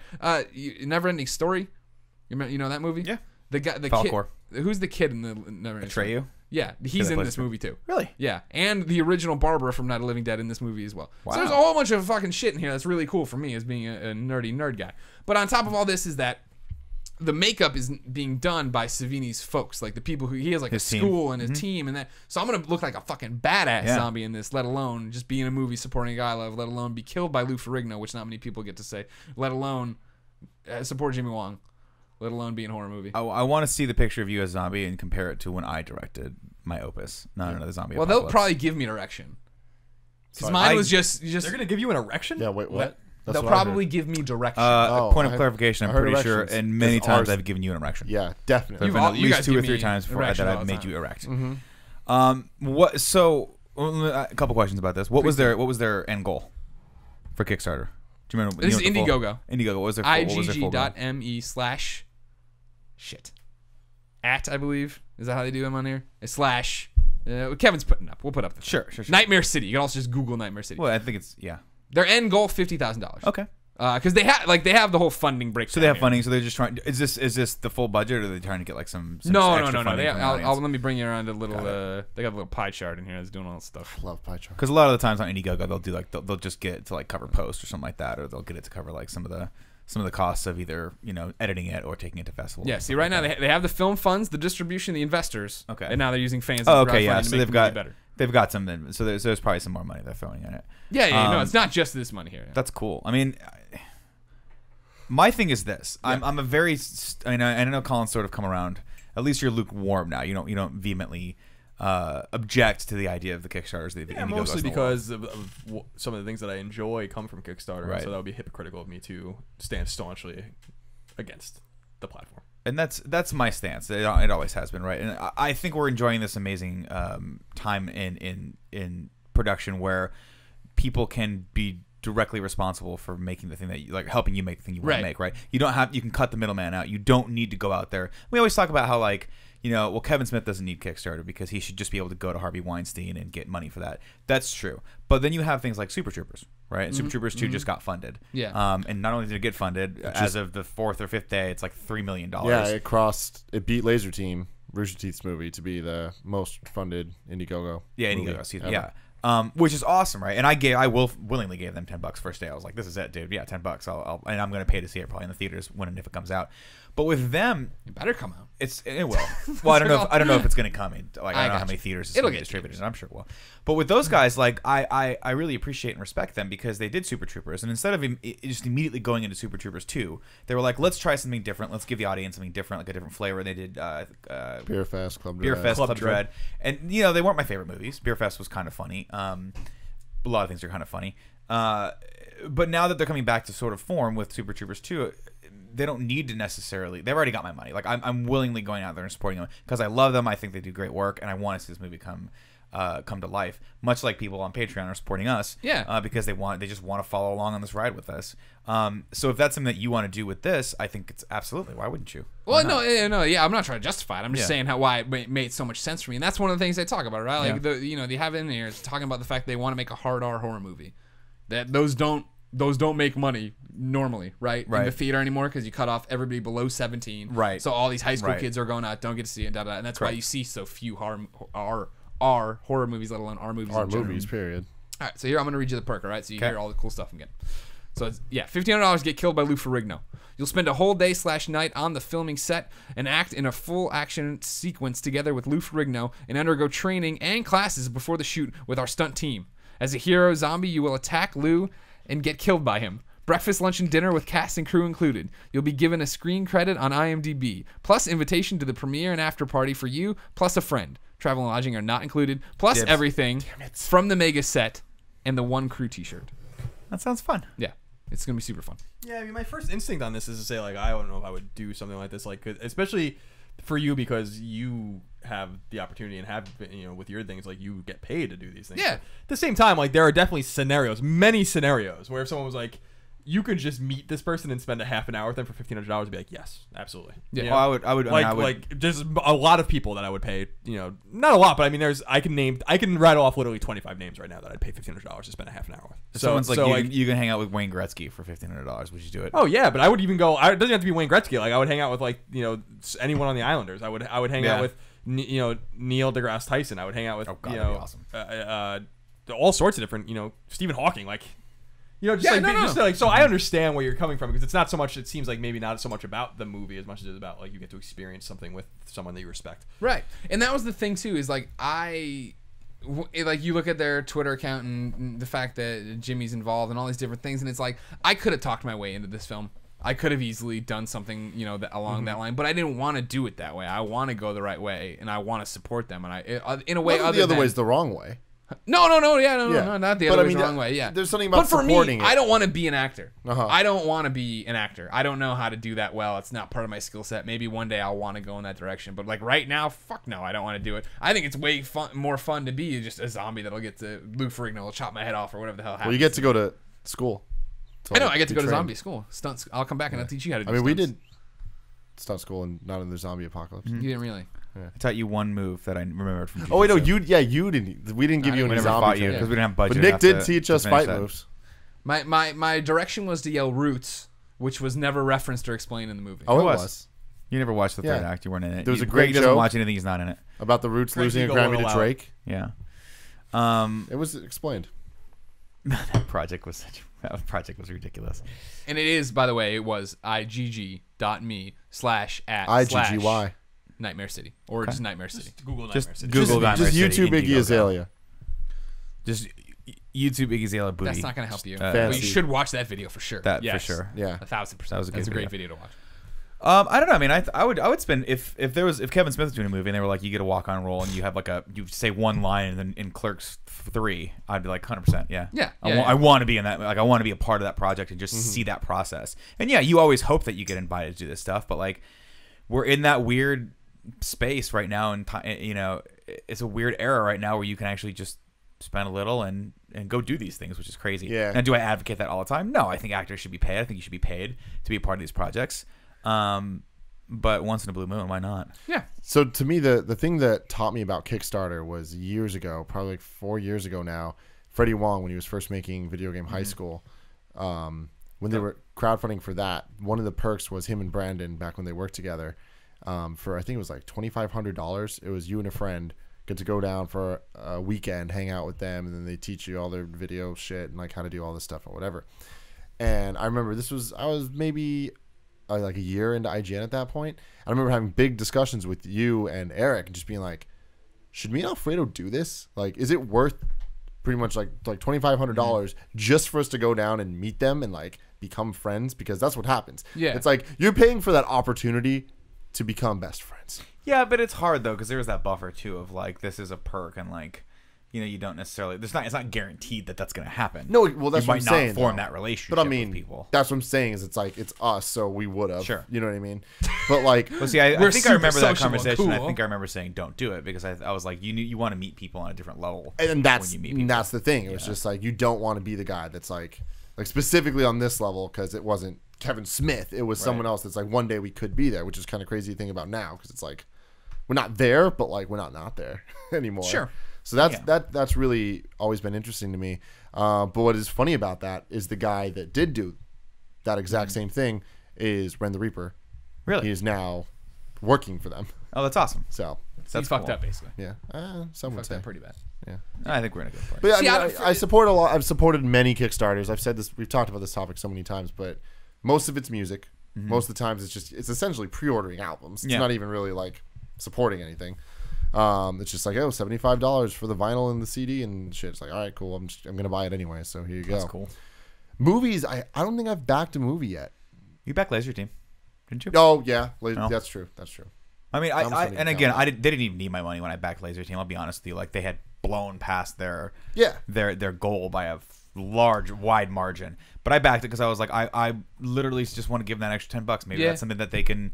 Maybe that's the extra little bit that they needed to make that effect work. That Yeah, see, to me, it's not even so much about the giving them the money. It's more about the vanity numbers of then just knowing that me giving them whatever, even if it's $1, it's just that's one more person that is on their like list of patrons or whatever the fuck it's called on Indiegogo. Backers, yeah. And like that number of backers is they can take that and get sponsored by other people. Like, look how many people gave us money to make this. Happen, There's so much more that goes into it than just money, and so I think that's important too. I backed a few things. Every once in a while, I mean, a handful of stuff. What was that one awesome thing that you backed? Oh, Kung Fury. Kung Fury still hasn't come out.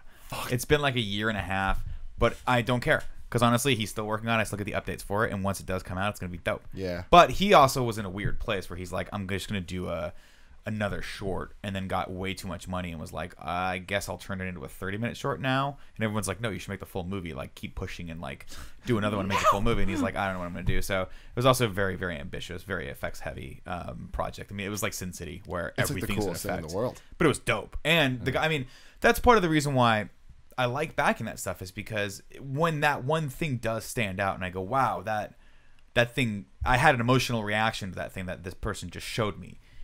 That needs to be backed. That kind of feeling, there needs to be more of that in the world. You have to help. I'm not getting this point across adequately, but when you have that sort of connection to something, you owe it to yourself and to the world to help that thing be realized. I think, because all too often, turn on any television show right now and tell me how derivative that thing is. You know, every single thing I watch, I can almost count backward into the show from the 80s that it's copying, or the show from the 70s that it's copying, or like it's all trying to be the Big Bang Theory, or it's all trying to be Third Rock from the Sun, or it's all trying to be some sort of variant of Seinfeld or Cheers or any of that stuff. And it's like, dude, I can't. When I watch TV now, for the most part, with the rare exception of things like Better Call Saul or Walking Dead, I'm like, I'm wasting my time. And even with a lot of movies, I'm like, this is a waste of time. This is unproductive. So when you see those amazing projects float your way, back it. Because it might be something crazy and unique that you didn't even know you liked. That's all I'm saying. And Kung Fury is one of those things. Look it up. It's weird and cool. Okay. That's it. All right. Did I just go on a really long tirade? Yeah, it was good though. All right. What are you gonna do? Lou Ferrigno's gonna kill me. I'm excited about this. Yeah, it's gonna be great. I got dibs on going to the premiere with you. I know you're probably gonna bring Christine. Well, she doesn't. She wants to go to meet everybody and like hang out or whatever. And then it's like she doesn't like horror movies. She doesn't like gore, and that's like totally this movie's. I'm sure it's gonna be guts falling out and all this gross stuff. It'd be cool. It'd be cool just to see kind of that level of production. That's the other problem. That's the other fun thing for you. That's gonna be like, I don't know if you've been on sets before and you've been in stuff before. Yeah, but it's slow. I mean, not on this scale, right? Not like a movie. I mean, Yeah. like I was talking about Lip Sync Battle, right? That was like the first one where I was like, oh my god, this whole floor is like making this one show, and there's this set and stuff. But like, this is a whole. I mean, these guys probably won't have that huge of a crew, depending on what their budget is. But still, it's always fun to watch that work. Like Tim and I were fortunate to do that New Amsterdam thing, and it was cool to have a crew where you're like, I'm just gonna stand here and someone's gonna light me, and there's a grip that's gonna move something, and then this makeup person's gonna make sure I have touch ups and stuff like that. And that's just a fun experience, especially when you're quote unquote talent, you know, or I guess we were influencers on that one, which is crazy. Weird to be called that. Either way, joke. But I think it'll be a fun experience for you. I think it's gonna be awesome. I think you're gonna, and you know, don't. I wouldn't say you never want to be an actor, because you're good.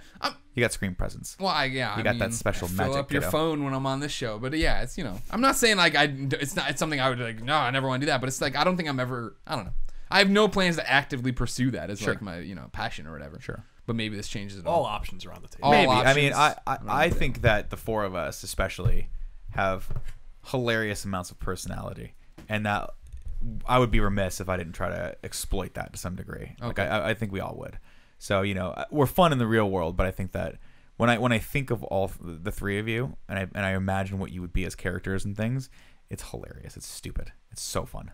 So fun. My favorite thing about me is the character Penis. that Nick thinks I am. Oh, okay. Like, Oh, yeah. the Tim and Alfredo in Nick's mind is just fucking gold. Oh, yeah. You guys I are love just it. I love it. lovable idiots. It's so good. Lovable idiots. You're the lovable idiot.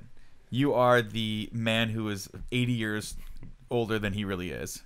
The old school conservative that wants the kids to get off the goddamn lawn. I haven't figured out quite your character yet. I think you're going to be the radio host every single time, or the guy that's hosting everything. Yeah. That's a stretch for me. I don't know. That's because I'm trying to figure out all these characters for the animated show specifically. Sure. And one of the things that I thought of for the animated show was that maybe, in order to bring us all together, we do some sort of show in the show. So you know how like Seinfeld would always like open up with a comedy act? Like maybe this show could open up with a piece of the Game Over Greggy show or the kind of funny podcast that we do in the show in the world, and then it goes into like the reality of high school nice that we're idea. living in. I like that. So I think that could be kind of cool. I thought about that, and then you would be that host. You would be the person who's like I see you as that guy. Like Alexis would be school president. Like she would be running for every single class president all the time. Alfredo would be the jock. You know, the kid that's always out there playing tennis, and like you're like, what do you have next? What do you have next? You're playing tennis. You got a track meet of some sort. Like he's always just playing something. Yeah. I gotta nail those characters still. Okay. It's gonna be fun. All right. Well, Nightmare City. Nightmare Lou City. Ferrigno, me. Look for it soon. Colin, Yes. what do you got? Sorry, I'm just tying my shoe. He's tying a shoe, everybody. Colin's topic: tying shoes. Damn it, Colin! Every time I get to your topic, I have to go to the bathroom. Excuse me. It's okay. Coming back. Oh, listen. I'll pee with the door open like I did last time we were talking. You probably shouldn't do that. That'd be fine. I'll do it right now. A little more serious is shifting gears kind of topic. I was just thinking about we don't talk a lot about I talk a lot about politics. Yeah. And I never really got your guy. I don't really know. I know you a little bit better than I did in terms of politics. He's talking to me. Greg. But with Tim and Nick, I don't really know you guys in terms of how you feel about certain issues. And I was thinking about this the other day. I'm glad I remembered it because I often think of topics and then just don't remember them. Write them down. That's too hard. Use your notepad. That's too hard. I thought the best way to examine this was to kind of withdraw myself from the question a little bit and ask you guys a very simple question, which is how much government is too much government or enough government? In other words, what do you feel like the role of government in your life should be? And what are examples of what it does right and what it does wrong? And I thought that by understanding these things better, that I would then understand you guys better about how you feel politically, because you're not... Can't wait for Tim's answers. because you're not really... I don't want to say politically conscious, because I think everyone's politically conscious in some way. But everyone has I think politics... Let me put this a different way. I feel like politics has become an unsavory thing for a lot of people to talk about, which I don't agree with. I fucking hate avoiding politics and political conversations. I love them. I think it's important to have those kinds of conversations. And a lot of people are just like, yeah. But I think that it leads to a false conclusion that people don't feel politically. And I don't think that's true. I see what you're saying. In fact, I don't think Tim doesn't feel politically. I don't think you don't feel politically. I don't think Nick doesn't feel politically. I don't think you guys maybe think about it. But I think that like if someone were to ask you a hard and fast question about it, you would have an answer. And so that's my question. Okay. Tim? I will be the first to say I am very uninformed about all of this. And Who's the president? Barack Obama. Okay. Where was he know born? Not the slightest clue in the world. Hawaii. He was born in Hawaii? Yep. There you go. Show me the birth certificate. Yeah, exactly. But the thing is, I know that before I did this show, I was way less informed than I am now. I feel like talking to you guys, I kind of have at least somewhat of a grasp where if people are talking about stuff, I can kind of maybe every couple sentences add a line in there and not sound too stupid. Okay. So I'm like, you guys are educating me. So there's definitely some growth. That's good. In terms of the question of how much government is good, I don't really know. I often get really deep in my thoughts and I start thinking about like why the fuck we even listen to the government. And it's like, why are red lights? Like, why do I need to stop a red light? I didn't sign up for that. You know what I mean? Social Like, contract. it's just a weird thing where it's just like, so just because I was born here, I need to like listen to these rules. It's a good thing the rules exist.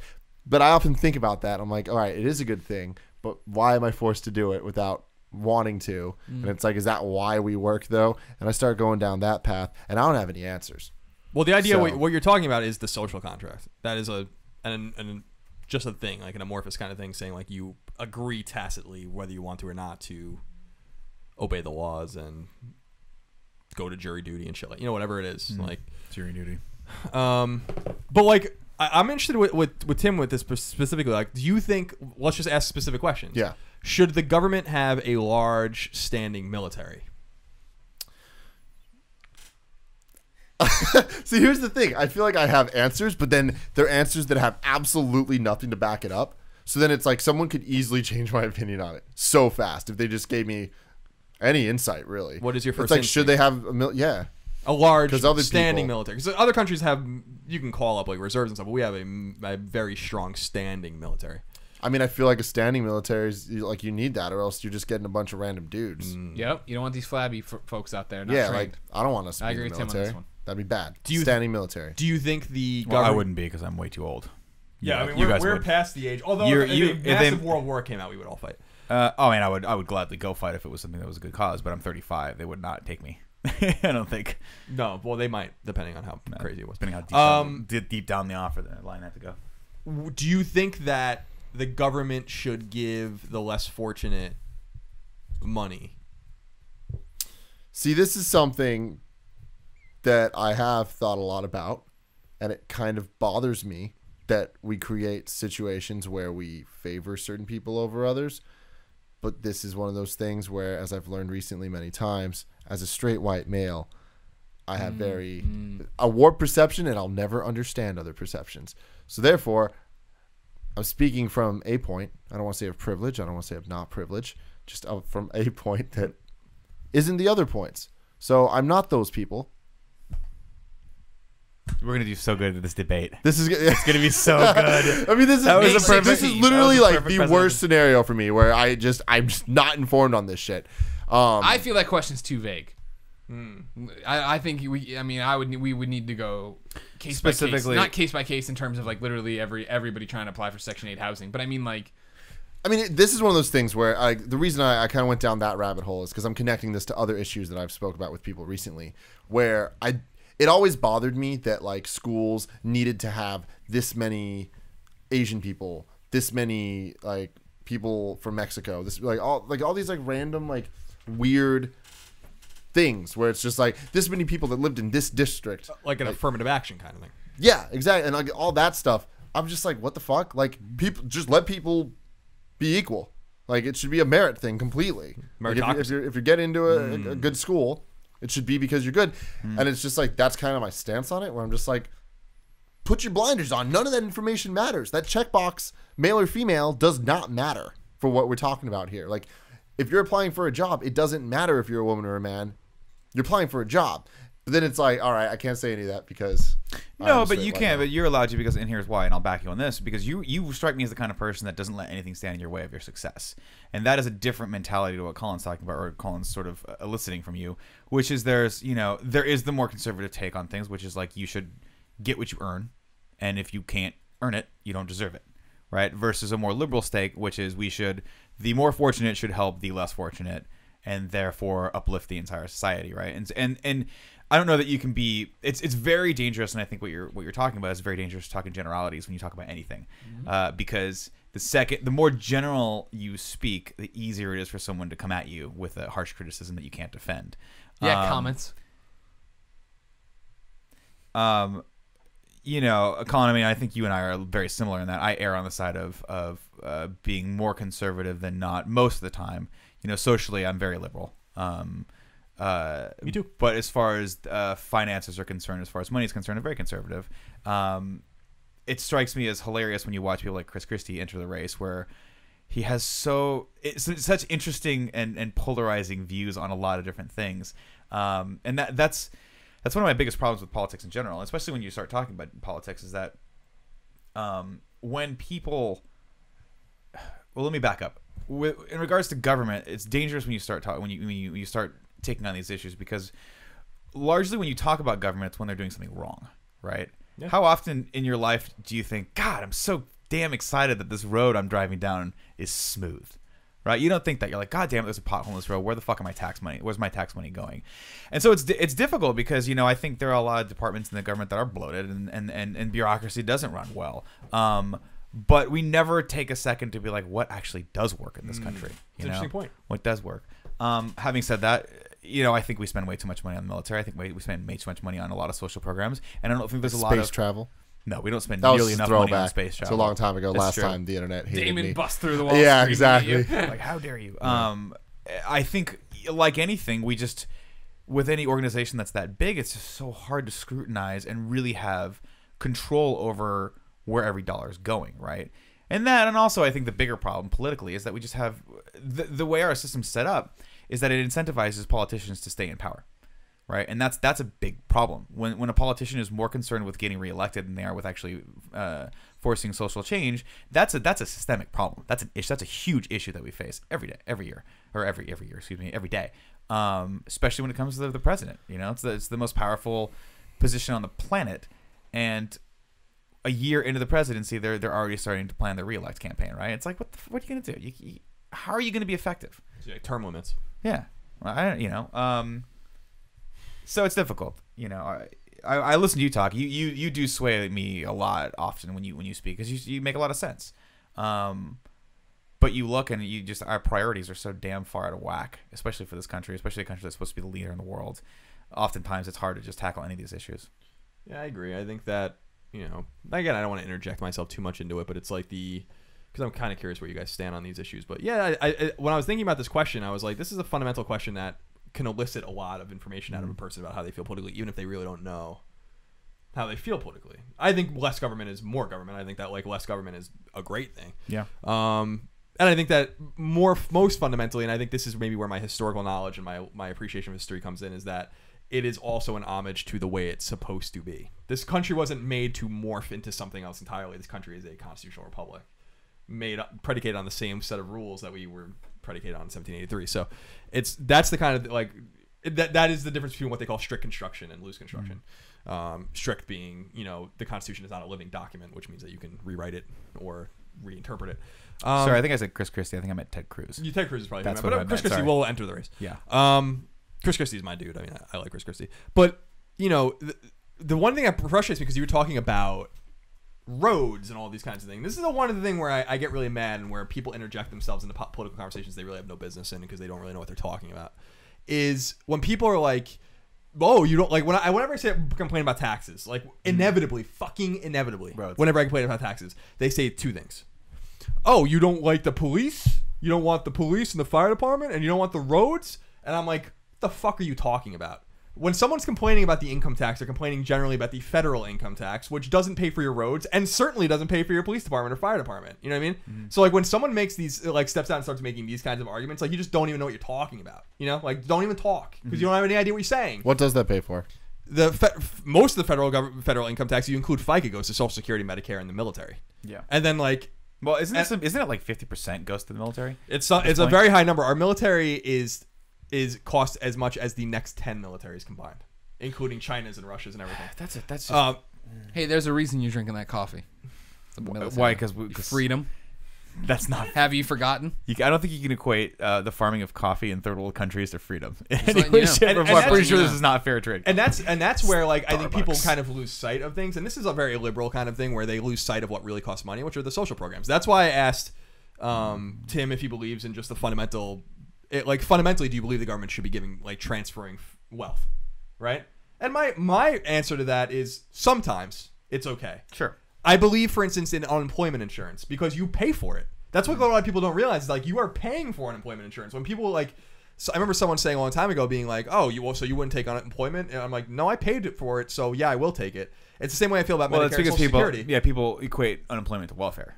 Exactly, They but think it's in not. their brain It's it's synonymous. It's not. It's an insurance policy that you have paid for. Yeah. And I don't believe that it should be extended indefinitely, like what Obama and the Congress did after the fall in 2008 or whatever. Like they just extended. Some people are getting unemployment for like 2.5 or 3 years. That's too much. Like that's a step too far. Half a year, get back on your feet, whatever. That's fine. I don't care. You paid for it. Yeah. But it's the same way I feel about Social Security and Medicare. I don't believe fundamentally Social Security and Medicare should exist. Like, Well, they won't for a long time, so don't worry about it. But they exist, and I've been paying for them. So like, I'm just being Yeah, honest. you're When I'm saying getting like, if like they exist, I will take from them because I fucking paid for them. I mean, a lot of people say Ayn Rand, for instance, who's like the arch libertarian, like got Social Security, but she paid for it. You know what I mean? Like, so it's like it's a different thing to say like, Yeah, you Social fundamentally don't Security agree is that more these like a things- 401k, right? Where well, actually, no. Well, The way it should be. It should be Social fine. Security works is that we are currently paying for the people that are currently getting it, right? Isn't that how that works? Yeah, it's a trust fund based on like you put the money in that the people take out. And It's then, sort of like a and then pension. People, It's your sort of like a kids, pension fund for Exactly. government workers. It's just not right? going to Yeah, work. it's not going to work. It's going to go bankrupt. So it's just I The problem fundamentally is people are living too goddamn long. and this is what I kill the old people. Well, that's Am a I problem. right? That's a problem too. Bicentennial So man. now we're making sense. Just putting it out there. By killing the old people? Yeah, for Kevin. Well, that It all makes goes sense to full Kevin. circle. But that's the thing. See, Kevin's that's the eyes thing just that's perked up. interesting, Dead Nick, bodies. is that even talking about raising the retirement age Love is you, Kevin. like a third rail. Like, you don't do it. And that infuriates me because That's like, absurd, though. It is absurd because everyone's like, well, let's raise it 18 months or something like that. And I'm like, let's raise it 10 fucking years. 20 years.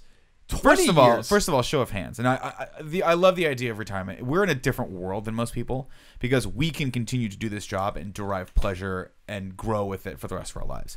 Like, we are, for all intents and purposes, Greg, you're the front runner on this, but you are getting paid to show up and be yourself. Yeah. And like, do you ever see a point in your life where you're not going to want to do that? Maybe, but for the most part, if you're wildly successful at it, you're probably going to want to keep doing it until the day you physically can't do it anymore. Right. And I want to keep Show up, doing host. this. And even then, you're going to make a couple more movies. Yeah, why not? I mean, I've said it before, but I read a lot about cinematographers, right? And cinematographers have this crazy tendency to never quit. And they stay sharp because the job demands it, right? And so you'll see these guys like Roger Deakins or like Bill Pope or any of these, like the older cinematographers who were like, I'm forgetting like the oldest one. It doesn't matter. The guy that does The Godfather is like really old, right? Or Well, did he go- died, unfortunately, Gordon Oh. Willis. But he was old. He kept shooting until well into his, I think, 70s or 80s. And then these guys just keep going because they love it. And to them, they don't need to work anymore. And they can just, they do. They keep getting the jobs. I'm like, I'm not going to turn this down because I fought so hard to carve this out for myself that I'm never going to let it go. So it kills me that I just don't think about retirement as a thing. I don't ever, like, God forbid, I hope I never have to retire. Because to me, retirement is synonymous with no longer having that sort of ambition or goal in my life. synonymous with the end. And fillet of fish sandwiches. And I'm in for that, And though. jorts. Yeah, and George. All right. Jean shorts. Man, sounds kind of awesome. So I think the answer we like, and this is what I appreciate, and to my point about people talking about things they don't understand. I try to withdraw from conversations generally, unless I'm trying to annoy someone that I don't understand. Right. Sure. We had that example when Adam Sessler was on. You guys were talking about comics, and I just stayed silent for the entire thing until the end when you guys asked me like questions that I could answer. There's a problem, I think, and why I respect the way you guys, especially Tim, where he doesn't want to talk about it because he feels like he doesn't understand it, is that some people can take a hint from that. You know what I mean? Like, do your due diligence and work and understand what you're talking about, and then we can have a rational conversation. Because I can have a rational conversation all day about the income tax, and in fact, there are people out there, very smart people, that would be able to convince me, or not convince me. No one's gonna change my mind on that, but like can make a good point on why something like that should exist. But when I put something out there and everyone's like, do you like your roads? It's like, do you have any idea what the fuck you're talking about? Do you like your Right. even a little bit? Right. Because like, I believe in the 9th and 10th Amendments, states' rights, states can tax you all they want. I have a problem with the federal government taxing you and that kind of stuff. So like, there's a nuance to it that can only be appreciated when you step back and understand the situation as it is and not just talk. And that's what a lot of people do is they just fucking talk. Know what you don't know. Yeah, and know that there are State things that better. you don't know. You don't know. That's an even. I always say that, and that's a more important thing. Well, and I think the especially hard too when a lot of people like to have severe negative reactions to things, right? People like that. They derive some sort of validation and pleasure from it, and it's very dangerous when you see a headline or you watch Fox News and the sky is falling all of a sudden and you just jump on that bandwagon. And it can be very addicting, right? A lot of people like that. They like to feel political by just respouting something out they read or they heard, and they think they're informed.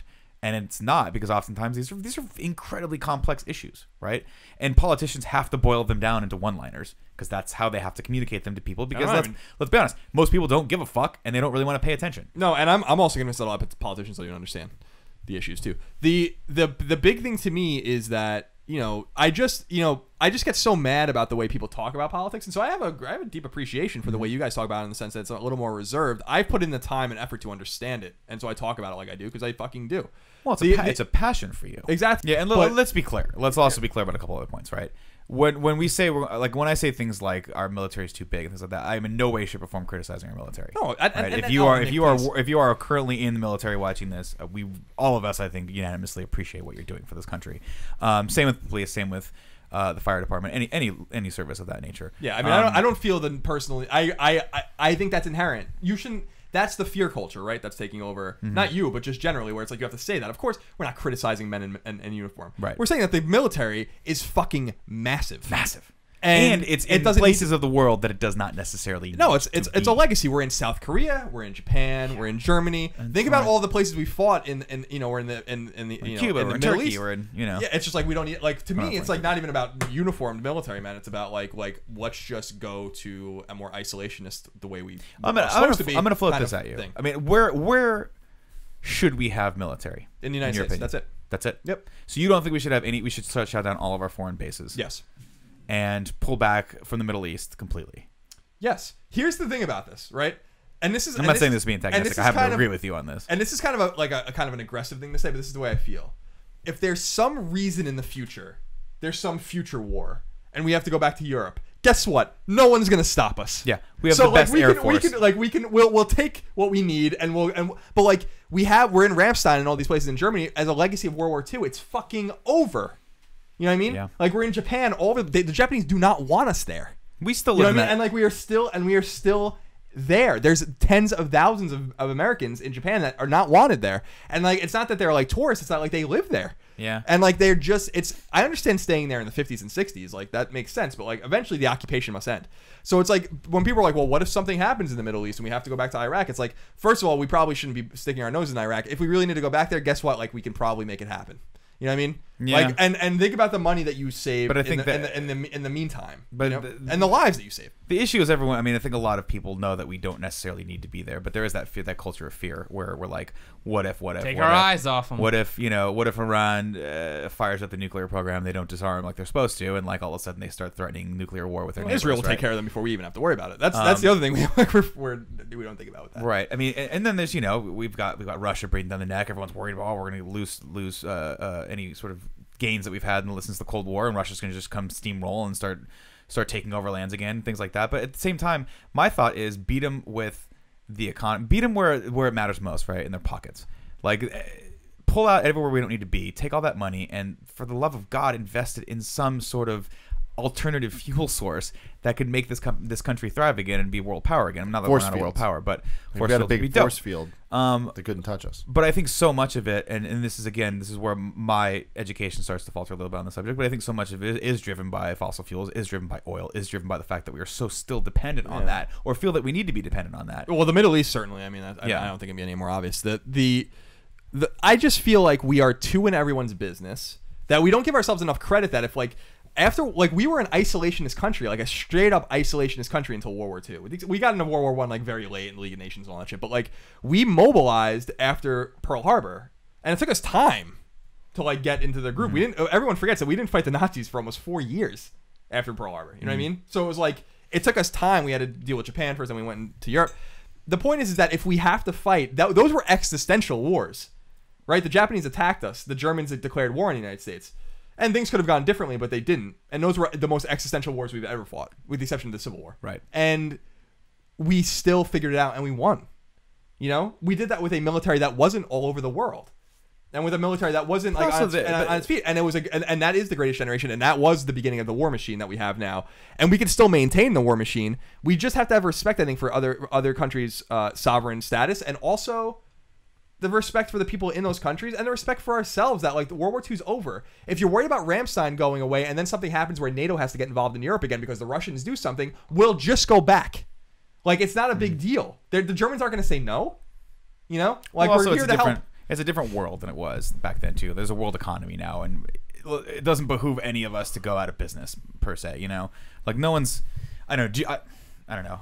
I don't think a lot of people are going to be wanting to start shit with us. No, I don't think soon. they're not going to, because they're similar not going to we're to not win. going to want to start shit with China ever. No, we're but not going to win that. So why is that even a thing? That's the thing is like, and that's the thing is like people won't. They fund everything. They own everything anyway in the United States right now. That's true. I mean, we owe them a lot of money, but like China's economy is also very fragile. Here's the fact of the matter: is like no one's going to mess with NATO, and no one's going to mess with the United States. They're not going to win.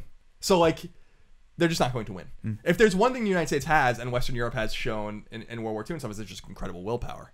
And we had all these stupid fights in Southeast Asia and stuff, in Korea and Vietnam and stuff, but that we totally had no business, and we lost. We haven't won a war since World War II because we haven't fought a war that was worth fighting since World War II because we had no will to fight a war that was winnable. We won the war on terror. Yeah, right. Mission accomplished. Yeah, that one. Yeah, everything's great. Knocked right that now, out of the park. Syria and Iran and Libya, everything's good over there. Yeah, ISIS, great guys. ISIS. But glad they came about. so back on the topic, like to me, the answer of how much government is too much government is it's not a question of conservatism or liberalism, which I think a lot of people think it is. It's about like specifically with a scalpel figuring out like what makes sense and what doesn't. Yeah, but and see, I've often I'm sorry, go ahead. How are people going to ever do that though? That's the thing. We can do that sitting here, but it just seems like in Washington it's impossible to affect change. It just doesn't happen. It's impossible because of gridlock. Yeah, but that's the doesn't have problem to be that that you way. have to solve that, right? And Sure. I think the biggest issue there is that people they don't necessarily want to make decisions that change things. Because if you do that, then you put yourself on a limb and you have to fight Make it, enemies. and someone's just going to come in and veto it, or they're going to knock it down, or it's not going to get pushed through Congress. It's not going to push this. It's never going to happen. Like all these things, or they tack so many goddamn extra shit on top of bills that it just weighs it down. Yeah, the pork is out of control. The Pork barrel spending. pork is things you add onto a bill, like just random things. Like you pass a farm bill and you have like a bridge on there somewhere that someone's going to pay for too. That's called pork. The fact is that you have to like people. I was curious about you guys' answers to this question, just in the sense that what makes the most sense, and not to put yourself in like pigeonhole yourself into like, well, Sure. I'm this way and therefore everything has to be this way. I believe in a small government. I also believe that the government, as I've said before, should fund the arts and should fund space travel and should fund things Yeah. that like make us a society. Well, I also things haven't- that define us, and they're cheap. That's the other thing everyone forgets. Everyone's like, oh, what about the roads? It's like, hey, just close all those bases down overseas, and you can pave every fucking road in the United Yeah, States pave every- 5 times. Yeah. You know what I mean? That's So it's how like San Francisco then. that's like how expensive like what we're doing over there is, and people don't have a relative knowledge and understanding of like what that means. That like having a base with 30,000 troops in it is not the same as paving a road. That like one requires quartermastering basically like logistics and all those kinds of things, and the other requires just paving a fucking road for a very nominal fee. So for me, it's like, like protect your parks and do all those kinds of things. Anyway, I was just curious. When I was thinking about that the other day, I'm like, I know how Greg feels, and I think I've had a pretty heavy influence on Greg, but like, I don't know how you guys necessarily felt about it. And I thought that the most appropriate way to approach it was to be like, how much is too much government? And that basically pigeonholes you, at least in a place on the diagram where you can then like kind of work your way out. Because if someone asked me only social questions, they would think I was a Democrat, but I'm I not. think you're a hardcore liberal. But I'm not. I'm not a Democrat. Same with me, though. I mean, if you ask me, like, should the government pay for it? And obviously, it's all subjective. We're all different people in different parts of our life. Like, people that are watching, some are well off. Some people are just leaving college, don't have any money. Some people have been in business for years and are doing baller.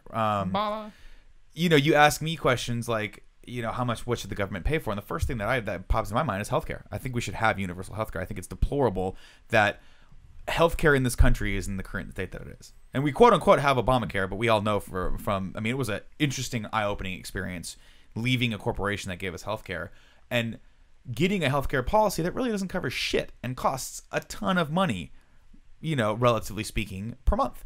Like, you guys probably haven't had to use it yet. I used my dental. It worked. Yeah, it works. It worked. Well, good. I had You a took it, right? I had a $30 copay, but it worked. That's I fine. got my bill yesterday. It didn't work. I gotta call them. Yeah. So you got to be really, really careful because these policies that look great on the onset, which are part of this Obamacare movement, don't really cover a lot of things, and you can't really find the right doctors for a lot of things. And this is a really interesting experience. Whereas it shouldn't be that way. Like, the number one thing you shouldn't have to worry about is if you're sick. You shouldn't have to worry about how you're going to get better and who's going to take care of you, because the fact that is a market that's basically another free market where people are allowed to bill you for every single thing when you're fucking dying, I think is deplorable, personally speaking. And that's someone I can afford it. I can afford things. We're not dying. We're living relatively well as far as, the support we've gotten from our community and what we're able to pay ourselves. But at the same time, it just is terrible to me that we have the world's largest standing military on the planet. We've got the best Air Force. We've got all these best things, and we've got the fucking worst healthcare.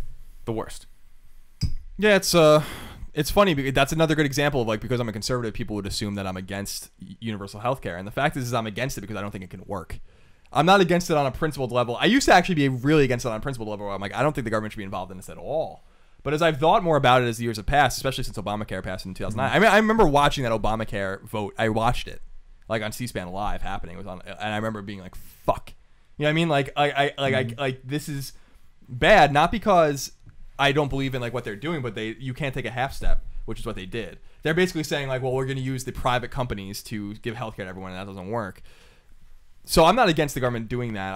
I don't think that it can work. It's the same thing with the military, where it's like we're talking about the military being all over the world. It's like I'm not against the military being wherever they want to be. It's just like, does that make any sense? Yeah, you know what I mean? Like that's exactly. So it's just like on a case by case kind of basis. Anyway, I don't want to bore everyone. I just thought, that would be an interesting kind of off color topic.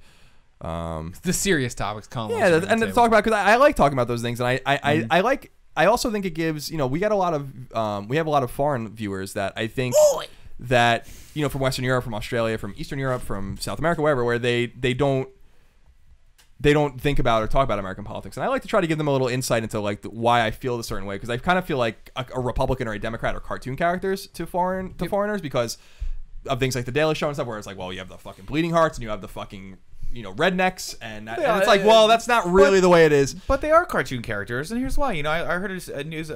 Ted Cruz just announced his candidacy, right? Yeah, great. And guess what? The first three things that I heard. This is granted a news clip that someone clipped out and chose. It was NPR chose to share this with the world. But he says the following, and I'm paraphrasing: America's ready for truth. America's ready for honesty, and America's ready for change. How many fucking times have you heard that from a politician? Every single time it's the same shit, and it never changes. So of course that you're gonna look at it from an outside view perspective. You're gonna look in and go, "These guys are fucking crazy." Yeah, they bring just something say the new to same the shit table over and over again. Like Nothing ever changes. 2016. I'll tell you one thing right now. Yeah, no one's run on love. No one, because everyone's afraid of it. I'm not afraid of love. I love you. I love you. I love all you guys. Good. I love Kevin. I love his little nasty fetishes. I love everything about him. To your point, I think what it's going to take to change that is, and we almost had in '92, was a person completely outside the two parties winning the presidency. Perot. And Perot got close, and if he played his cards right that summer, he would have won. And that's because people have, that's the thing that we always forget about. Like, we act like the two-party system is like, people have been disenchanted with the two-party system forever. In fact, the founders didn't want parties at all. Yeah. And didn't really fundamentally realize that, like, by not having a party, the original two parties were the Federalists and the Anti-Federalists, because it was basically like the Federalists and then just the people that were not the Federalists. Mm-hmm. And that is the beginning of the two-party system. So it's just a fundamental thing of any republic has parties. It's just that we only have two. Now, some people look at that as, we have more than that, but those are the two major parties. But it's always been a problem. And it's going to take someone from the outside to shake it up. Yeah, but how will they be effective? If Perot were running right now and he got elected, would he be able to affect any change? Probably not, because of Congress. But people also have to understand that the Senate specifically was designed to be slow and to fucking stop everything from happening. That was the idea. Mm-hmm. We have a bicameral legislature. That's an intentional thing. Otherwise, we would just have a people's house, which we have, but it is offset by what was supposed to be representatives of each state, which then were just elected officials anyway. People forget that too. Senators stay in power forever. Well, senators were originally appointed by the state governments, so like it was supposed to be like a people's house, and then the houses that represent state interests, and then eventually the Senate just became another house with just longer terms. Anyway, yeah, I like talking about those kinds of things. I would talk about that kind of stuff all the time, but it's always nice for me to know, for you guys to get a little insight into the way you feel. And to give people out there a little insight into the way we feel, too. Because I don't want us to, or me, to come off as a cartoon character to people that might not know our system well, or just hear me in terms of my tweets and stuff like that, but to get a deeper understanding of the things that frustrate me and the ways that government can and cannot work. And it's funny because I consider myself a Republican and a Libertarian, but it's the fact of the matter is I kind of just chart my own course. And I encourage everyone to do that as well. You will hear very few Republicans be like, let's give money to artists. You'll hear very few Republicans be like, let's increase NACHA's budget 10 times. You know what I mean? Or because it's not necessarily about the money, it's about how you're spending it. Mm-hmm. And man, if you cut that military budget in half and you raise the retirement age 10 years, you're going to have a fucking surplus of money. And if you're really smart, you'll do that and keep taxes at the same level and pay down the fucking debt. Which, by the way, is almost $20 trillion.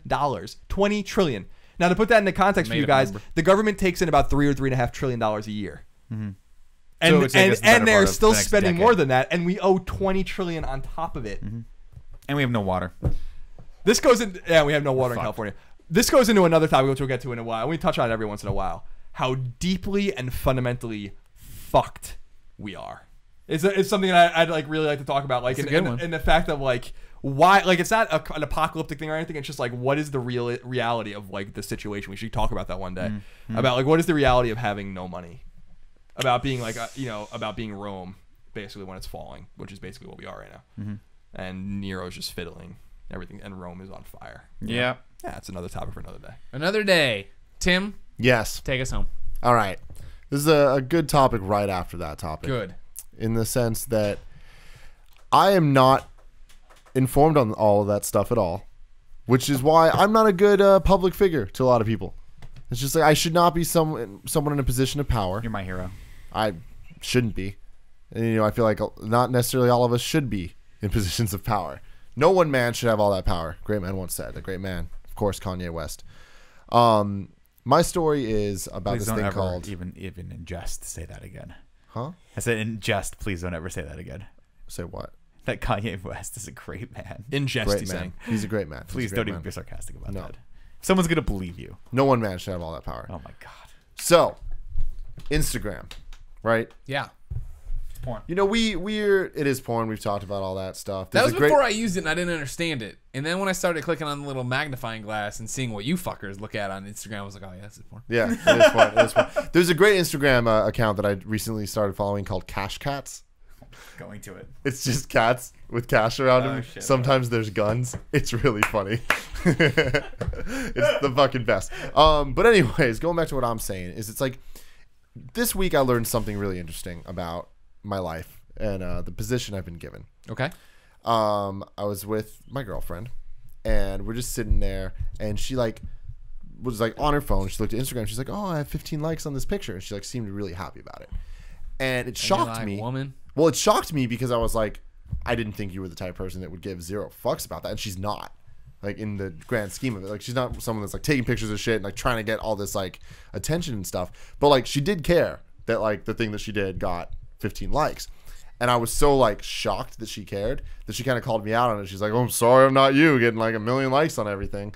And I was just it hit me that we live in a fucked up world that anything I do is going to be seen by a lot of people. That's weird. Yeah. And that's a scary thought. So I was talking to her. I was like, yeah, I could literally take a picture of my shit and post it and get 300 likes. And she's like, yeah, well, that's kind of funny though. So you know that goes along with you guys. That's almost cheating. I'm like, fine, you're right. That's true. I could take a car And I was accident photo. I could take a picture of these knives on the wall. We're just sitting there. There's this fucking magnetic knives. And I'm just I could take a picture of this and get 300 likes. And she was just like, yeah, I think you could. I'm like, actually, and then I started thinking, I don't know if I could. You couldn't. That's what I was gonna say. Is I mean, sorry, continue. Well, you did it, Let me though, finish didn't Well, I your was like, that's point. a lot of likes. And then we started I was like, maybe 100. I get 100. She's like, no, you can't go back on this. You can't go back on this. I'm like, all right, fine.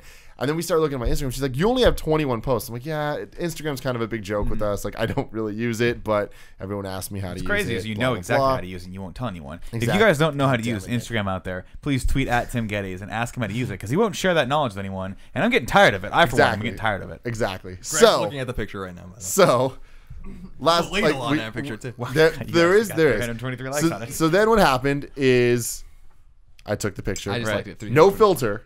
We decided no filter and no caption. Now, the best thing about this is we started looking through my 21 pictures and all of them didn't have that many likes. My most successful ones have 600 or something. Mm-hmm. Average is, closer to 200. So it's not like I can easily get 300. But yeah, we are now at 323 likes. Good for you. For No explanation this for picture, which Kevin, we need to show this picture. Let me see it. It's a picture of 2 knives, a butter knife as well, a spreading knife, and then a ladle. Mm-hmm. So imagine her reaction when we're sitting there and I do this and instantly there's 23 likes and comments start coming in and she's just like, this is garbage. This is fucking bullshit. And it totally was. Then the next day we got 300 and it was just I can't believe this. But the funniest thing to me was the comments. Mm-hmm. The essentials, someone says. I've never been first before, Tim Gettys. Keep up the awesome work. Funny thing, he wasn't first. No one ever is. Anybody who says first, it's so rare that they're actually first. Wow. Are you sure you're the pure one? Magnets. How do they work?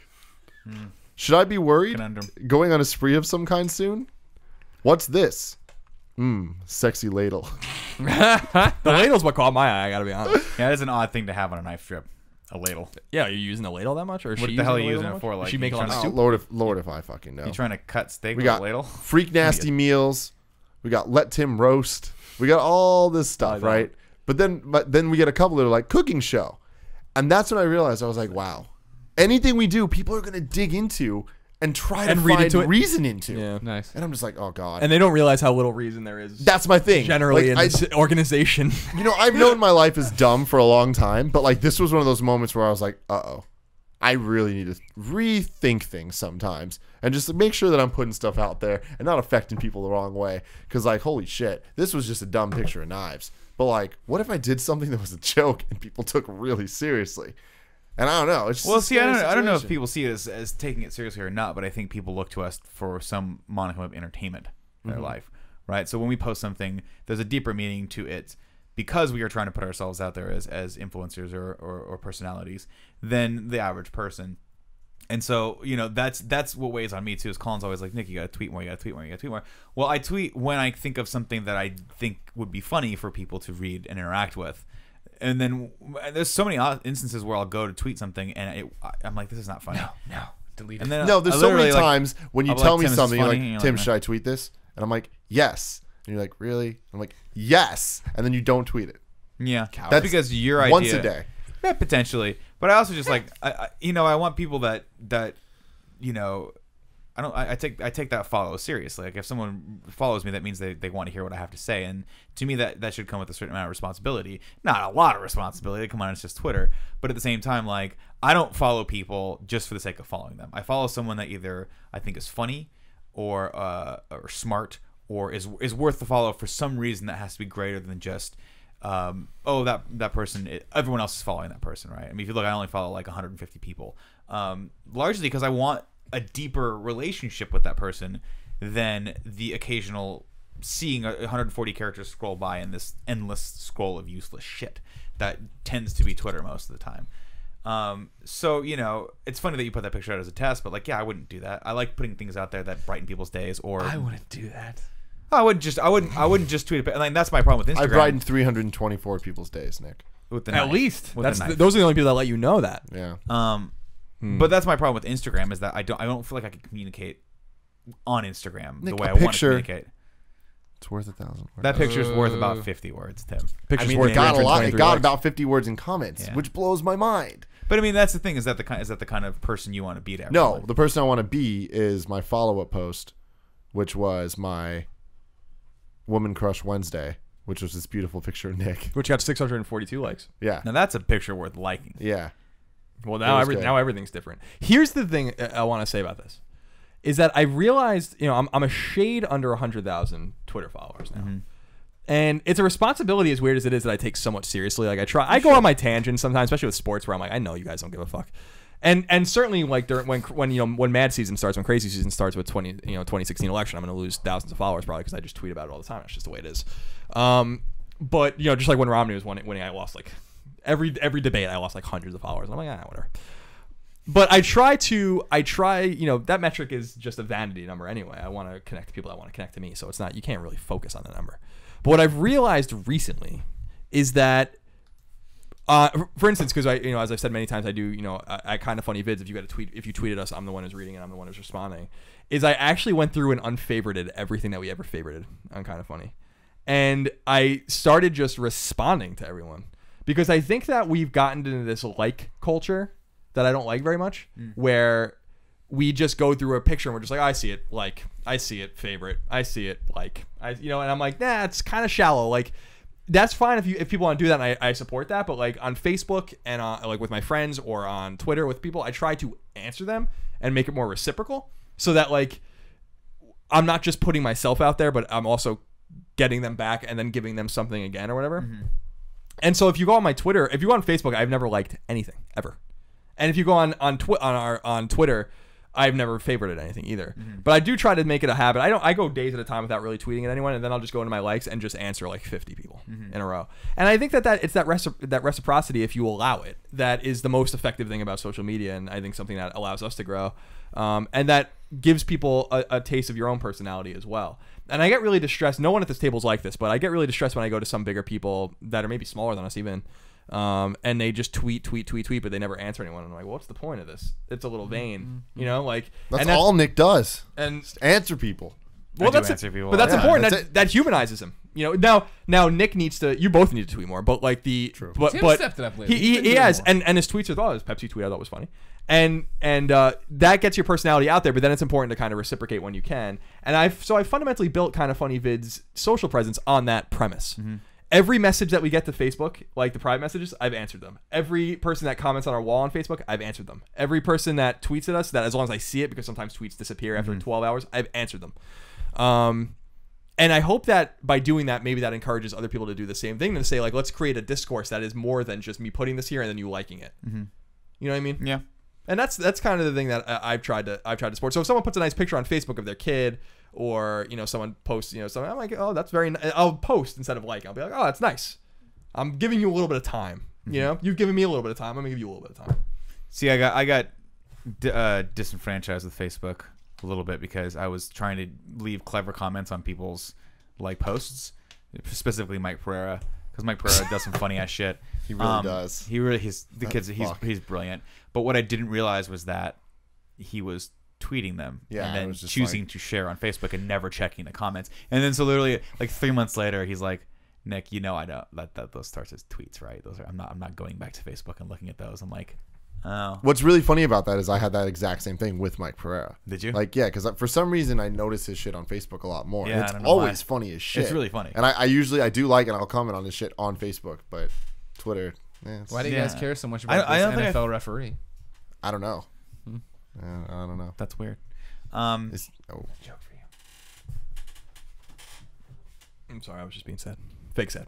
Fake sad for the referee. Yeah. I don't get the what reference. happened to him? There's referee? an officiating expert, former referee named Mike Pereira. Oh, okay. Oh man. Yeah, the Mike Pereira. By the way, I mean, Mike Pereira is a character in our lives, and he's a friend of ours. If you tell 90 out of 100 people in the United States Mike Pereira, they're going to think of the guy from the NFL. Well, they're probably not going to think about the guy that used to write reviews for IGN. No. I'm just saying that's a name. But there is a Mike Pereira, a literal Mike Pereira. That's that is not anonymous at all. Okay. That I think. So you're saying I just think it's yeah, that makes sense. So I just think that's funny.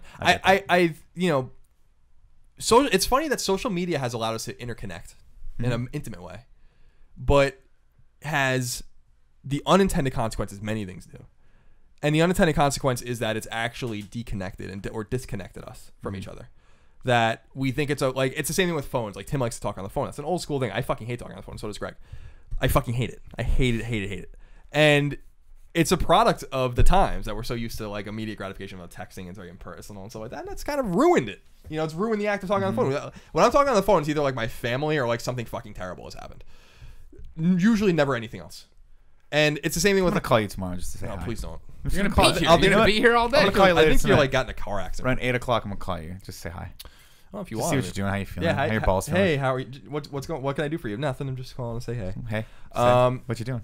So it's interesting that you put it out there Vita? As an Instagram kind of example. But I often think about. I try to be honored by the fact that anyone gives a shit about what I say, and then that to me is all about reciprocity. And I also try to. There's a crushing weight to it as well. The bigger in quotes that I get, where it's like you can't answer everybody. I can't answer everyone. I need to be more mindful. I definitely censor myself a lot more about the things that I say because I try to be real. I think people like me because I'm real. And I'm not saying you guys aren't real. I'm just saying like I say things that are real, like in terms of like things that are incendiary to some people, like politics. Right. And that's just the way I am, and it's never going to change. But I've also even toned that back because I'm like I don't want to deal with. I don't want to feel make people feel like they're isolated or that it's like a lot of people don't understand that like my opinions are my opinions, and it's like everyone thinks that like every conservative's friends with every other conservative or something like that. Where I'm like, if I hated liberals, I would have no family and I'd have no friends. You would sure as shit. My mom wouldn't talk to me. My sisters wouldn't talk to me, and I'd have no friends. So I try to take that into mind that like I try to just put a little more positivity out there, things that might, like you said, brighten someone's day, and then or provoke a thought. And I know, and just like Kind of Funny Vids, answering people's tweets, people are just stoked to be noticed sometimes because they live in a more anonymous bubble because they have a normal job, a normal day job, normal friends. They're getting their normal 15 likes on their picture. Exactly. And it's a big deal to them. And it's so like when Kind of Funny, when they tweet Kind of Funny Vids and they have 30 or 40 Twitter followers who are their real friends, and they just kind of go back and forth with each other, and they get a tweet back from someone where they just put it out there and didn't think they were going to get even anyone was going to read it. It means something to them. It's the same thing, although opposite in a way of like when I tweet something or Greg tweets something, you just know no matter what it is, that someone's going to say something about it. And so it's a different kind of thing, and I don't want to take that for granted. Well, see, that's my thing too. Is when for so long I was like, I don't want to do any of this stuff. I'm not really into Twitter. I'm not really into Facebook. Like I don't want to be connected to people that way. I want my work to speak for itself, which is just doesn't happen anymore. I don't think a lot of work can bubble up based on merit alone. But when I started getting into Twitter, the fun for me was that it's a ever present conversation that's happening, right? And so the idea of tweeting more puts me in the realm of sort of being a thought starter, which is a lot more responsibility and a lot more pressure than just being able to respond to people. And I think that to me is the fun of Twitter, is that when someone puts an idea out there that I agree with, I can just instantly start a conversation. And you guys probably don't look at my responses that much, but I look at them always, Nick. Always. The things I know that you don't know, I know. Oh, Tim, I know you know. Tim has intimate details about every aspect of my life. But I love that. I love that back and forth exchange when someone's like, "Oh man, I didn't think you'd answer," and I'm like, "Yeah, but this," and then they're like, and then it's just like after that first answer, they talk. Like, all right, cool. And we're just talking, and it's going back and forth, and I'm like, this is especially about movies, and everyone's like, "What did you think of this?" I'm like, I don't know. And then my wife's like, "Put your goddamn phone down." Yeah. I'm like, "But you don't understand. We're talking about Hunt for Red October. Like, come on. I can't bow out now. Yeah. Like this guy's wrong or this guy's right or whatever." So yeah, I mean, and I also often like I see people that are like, have a ton of followers and they put that thing out there, and I'm like, oh man, that's not funny. Like, what? You're just tweeting for the sake of tweeting now at this point. Like, and I just don't want to be that guy. Yeah. I gotta say something. Yeah. Well, some people don't tweet, and I feel like some people just don't say anything. Like they say so much, but they don't say anything. Those are boring people to follow. The reason that I hope my Twitter account personally is entertaining to some people is that I just kind of just say things about a lot of different things. Some people just like making jokes. Some people just like talking about one thing only. Some people get mad at me like, stick to games. Like, nah, I'm good. But it's funny how something the one thing about Twitter that's strange to me is that a missing letter or a typo can mean everything. The example of this is that a gentleman that listens to our shows the other day, I was watching hockey and I was like, the Islanders won. I was like, fuck yeah. And he said something. He said, no, you need to watch the Pittsburgh game and hope that they lose against San Jose. So you meant now? Yes. Yeah. And I was like, and I tweeted him back and I'm like, I know what I'm supposed to pay attention to, but thanks for letting me know, with a smiley face. And he's like, I'm sorry, I meant now. And you're like, oh, and I'm like, you were on my side. You're just being nice. Yeah. So You're so used to the internet being mean. I thought you were being an asshole. You were just coming to my side. And I felt really bad about that because I kind of, maybe I should have read that different, but he did make a typo. But it's just like also avoiding the negative or I just block people. Sometimes I block people that are mean to my friends, so I don't have to ever deal with them in the future. Oh, sure, yeah. That also makes things a little nicer for me. But I do really feel that like Kind of Funny is growing in social media so rapidly. Like Kind of Funny has 32,000 something Twitter followers now, and goes up a lot every day. And I think it's just because we engage. Yeah. And I think that's maybe it's ironic that people just kind of put things out there, but it's actually not engaging at all. Yeah. And maybe that engagement is the secret recipe, the secret ingredient that we're missing as a people on Twitter. Do you guys follow Kumail Nanjiani? Yep. He amongst all the comedians that I follow is specifically funny. He had a great tweet about that a few days ago where it was like, I'm gonna slaughter this joke, but he said something to the extent of like, when I was 8 years old, I saw a basket of kittens get run over by a car, and that sorrow can't even compare to what it's like when you release a tweet with a typo. And it was hilarious. I was like, oh my god, that's so funny, because you do have that. You're like, oh shit, you can't take it back. You can't take it back. Well, and you can delete it, but people are going to see it. They fucking know. Especially, but you got assholes like Tim who are like, you take a screenshot every single time. Every like time. Sean Finnegan fucks up on his tweet, which is every single time Sean Finnegan tweets. I'm there because he tries to use big words and like I will imperceptible. Screen cap it, and I will reply to his use the word imperceptible. corrected tweet. To Sean's credit, there was one tweet he had. I think it was about. I don't remember the word. It was about Interstellar, where I'm like, this. Sean, I love you. This doesn't make any sense. No, he said. That tweet was hilarious. He just what was used the word? What was the word? I was like, this doesn't make any sense. Yeah. But then I've tweeted things out. I remember one time, like a few times where I meant to tweet to someone and I tweeted out to everyone on mistake, and I'm like, oh fuck, because there's no context there, and then everyone gets mad at you. I also often wonder if my tone comes through with tweets, because it's the same as text messages, right? Where I'm very sarcastic and I have a very, like, the way I type is the way I think, which never really translates over. So people must just think I'm completely fucking crazy. Well, I love it when I'll be, sarcastic or joking back to somebody in a tweet, and then they get all offended. And I'm like, how have you been? How are you this far put a smiley gone face as a in Greg it. Miller fan to not understand me telling you to fuck off isn't a term of endearment? Although I would just mute you and never see you again. Although to that person's credit, we have talked in the past about you sometimes going overboard with your aggro. You know, where you're. What's a good example? I'm trying to think of an example we can actually talk about. Every time he responds to me, you can just check. I mean, there's definitely times and I know it's you funny. well, where I'm not sure if you're fucking around. No, In what always context? screwing around. Always. I mean, well, it's always You it's and still- me? Yeah. Okay, fuck that. Stop talking. I'm talking about Twitter. I'm talking about Twitter. Oh, Not okay. about. not- okay, well, Twitter's different. Yeah, no, I'm talking about not to even a person on the street. If they were like, Like hey, the man, driver. go Kansas, and I was like, yeah, fuck you. Like, I wouldn't be like, what? Oh, that is not the reaction I expected from. No, Greg Miller. I've seen that. Noted Missouri. I've fan. seen it sometimes when I'll tweet something and you'll be sarcastic in Oh. response, and people will come to my defense, and I'm like, no, Greg's just screwing around. yeah. There is a conspiracy theory, a prevalent one that has become less prevalent as time has gone on, but was prevalent as of a few months ago, that you two don't like each other. Oh, yeah. There's no theory. And the bigger theory is that Greg is mean to you. And the bigger sad theory because than the that is meaner he Greg is, is mean to everyone. The meaner, the meaner None of these he is things to are me, true. the more I want him to like me, and that's what's sad. It's a little bit of a codependent relationship. I remember when at that this popped point. up. It's hard because I'm just a sarcastic jerk, but I mean, like I've tried to dial it back on Nick. There Well, were times where I understand not- why that popped up, and shows there were times where I'm just like, shut up. But I'm like, just you know how Nick is. He just leaves the net open and you just fucking take. Oh easy no, but shots. there's a difference between what you're seeing here and what you're seeing, even when we sit at the kitchen table, right? Which is a nice, easy go. So back not and this forth. table. Not this That table. That table, where we have all, after this is the 70th podcast we've done together. Yeah. Settled into those roles. We have a nice groove where I know, maybe it's subconscious, maybe it's not, maybe it's a conscious decision sometimes, that I'm gonna say that thing that's gonna set one of these guys off. Yeah, Or I'm gonna acting set stupid you on up purpose, that for thing, sure. just because we know each other so well, and it's for the entertainment of whoever's watching. And I don't mind taking a beating every once in a while, because that's sports, right? Shadowboxing. That taught is you. sports. And That's sports entertainment, right? And sometimes Yeah. being conscious about the way that you're not being right, or you're not, like, I had an example with Nick the other day where I was just like, Nick just came in to do the show with me, and I was just like mean to him for no reason.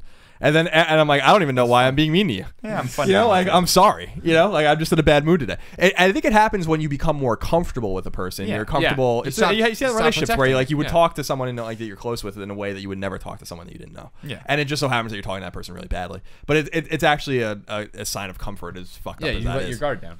I also want to just quickly go back to something that just happened that you guys didn't notice. That Greg's idea of shadowboxing is blocking bullets as Batman. No, this When is Batman blocked bullets in the 1989, that was no. I'm getting my hands up to block punches. it's good. It's good. No, that's how you do it. Shadow. Are you gonna- Defense is are you part gonna- of boxing? Everybody. Are you Defense gonna is throw the any strongest defense? Are you gonna throw any defense? Are you gonna throw any punches?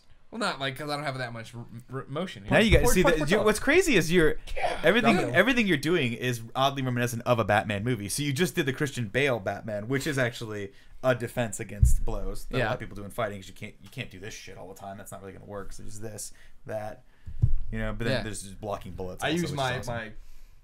Just run with the axe. I just remember that. I took Kempo Taekwondo for like 2 years when I was a kid, and that's the only thing I remember is that like I think I only got to yellow belt, but there was like kids that were older, and they used to do like these crazy, like fucking Street Fighter blocks, and I was always like really really interested in it. When I had my white belt and I got my yellow tip on my white belt, which was like a really big step for me. I did a roundhouse kick in my sparring match for my belt, and they were really impressed with me. I thought they were gonna give me the yellow belt right off, but they didn't. And And then my dad brought We're me to skipping 7-Eleven. you out of to get- black. My dad brought me to 7-Eleven, got me a glazed donut to calm me down. Oh, that's great. calm you down. Were you upset by not getting? Yeah, I it? was pretty bummed. Yeah, I was happy later. Did the donut turn it around? Yeah, Okay. yeah. As donuts often do. I Yeah. loved that. I went up to, I think I got purple belt in Kempo, and I was like, this is just the best. And then I quit because this is too hard. After purple belt, now I gotta really try. I gotta be in shape. I just wanted to be a Not gonna Ninja happen. Turtle. I That just was the wanted to be a thing. black belt. That was the thing that got me into it because this was like what, 1990, 1991, where they had size and a bow staff and like swords and shit like on the wall. And I'm like, when do I One get day. to use that shit? And they're like, One when you are a day. brown or black belt, you can use those weapons. And I'm like, well, that's probably not gonna happen. Yeah, But I thought at the time that, and then I was like, maybe I'll just be Casey Jones instead. There you go. So I got just a little bit of training. yeah, Yeah. perfect. I forget who somebody today was telling tweeted at us that you should now care about Three ninjas. Flash or the Arrow, I forget, because one of the people from that show is now going to be Casey Jones in the Ninja Turtles. But I don't remember who. One of my favorite fictional characters. Also, Love while we were him. doing this show, I was checking in on the Instagrams. It's the Batman versus Superman trailer is coming with Mad Max. No shit. That's awesome. So now I gotta go see All that the more fucking reason to see movie. Mad Max. Yeah. Oh, I know. Mad You're Max gonna gonna be love terrible. Have you seen a Mad Max film? No, I'm like the rest of the country. Man, I really. actually not It was funny because you're inaccurate. watching the Mad Max trailer today. I love Mad Max, and Greg has no concept or like context for like what they're doing in that movie, I and know no context Thunderdome. for the fact that Borderlands, which is a game he loves, is like fucking Is Mad Max. Yeah. Borderlands is funnier than Mad Max. Mad is Max a is comedy. not funny. Yeah, thank It's you. not. That's There's all. very There little you that's go. funny about There it. you Not go. intentionally. It is really twisted. Tina Turner's in Mad Max Beyond 3, Thunderdome, right? The third one, yeah. That's a weird one. Great half movie. Half that Ladies movie and was gentlemen, amazing. that's another episode of the Game Over Greggy Show. Thank you so much for joining us. Remember, each and every week, 4, sometimes 5 best friends gather on this table, each bringing a random topic of discussion for your amusement. If you like that, you can support us over at patreon.com/kindafunny. Give us some dollars. If you don't think we're worth those dollars, no big deal. We don't either. You can go to youtube.com/kindafunny and get the show broken up topic by topic, day by day before we... Kevin, don't hit that button. Kevin! Get your finger away from the button, Kevin. It's not a dead body. Get your fingers away from it. My God. Post it all for free on youtube.com/kindafunny and iTunes and other podcast services around the globe. It's good to be back. Glad it was short-lived. Colin, enjoy Iceland. Thank you. I will. Until next time, it's been our pleasure to serve you. I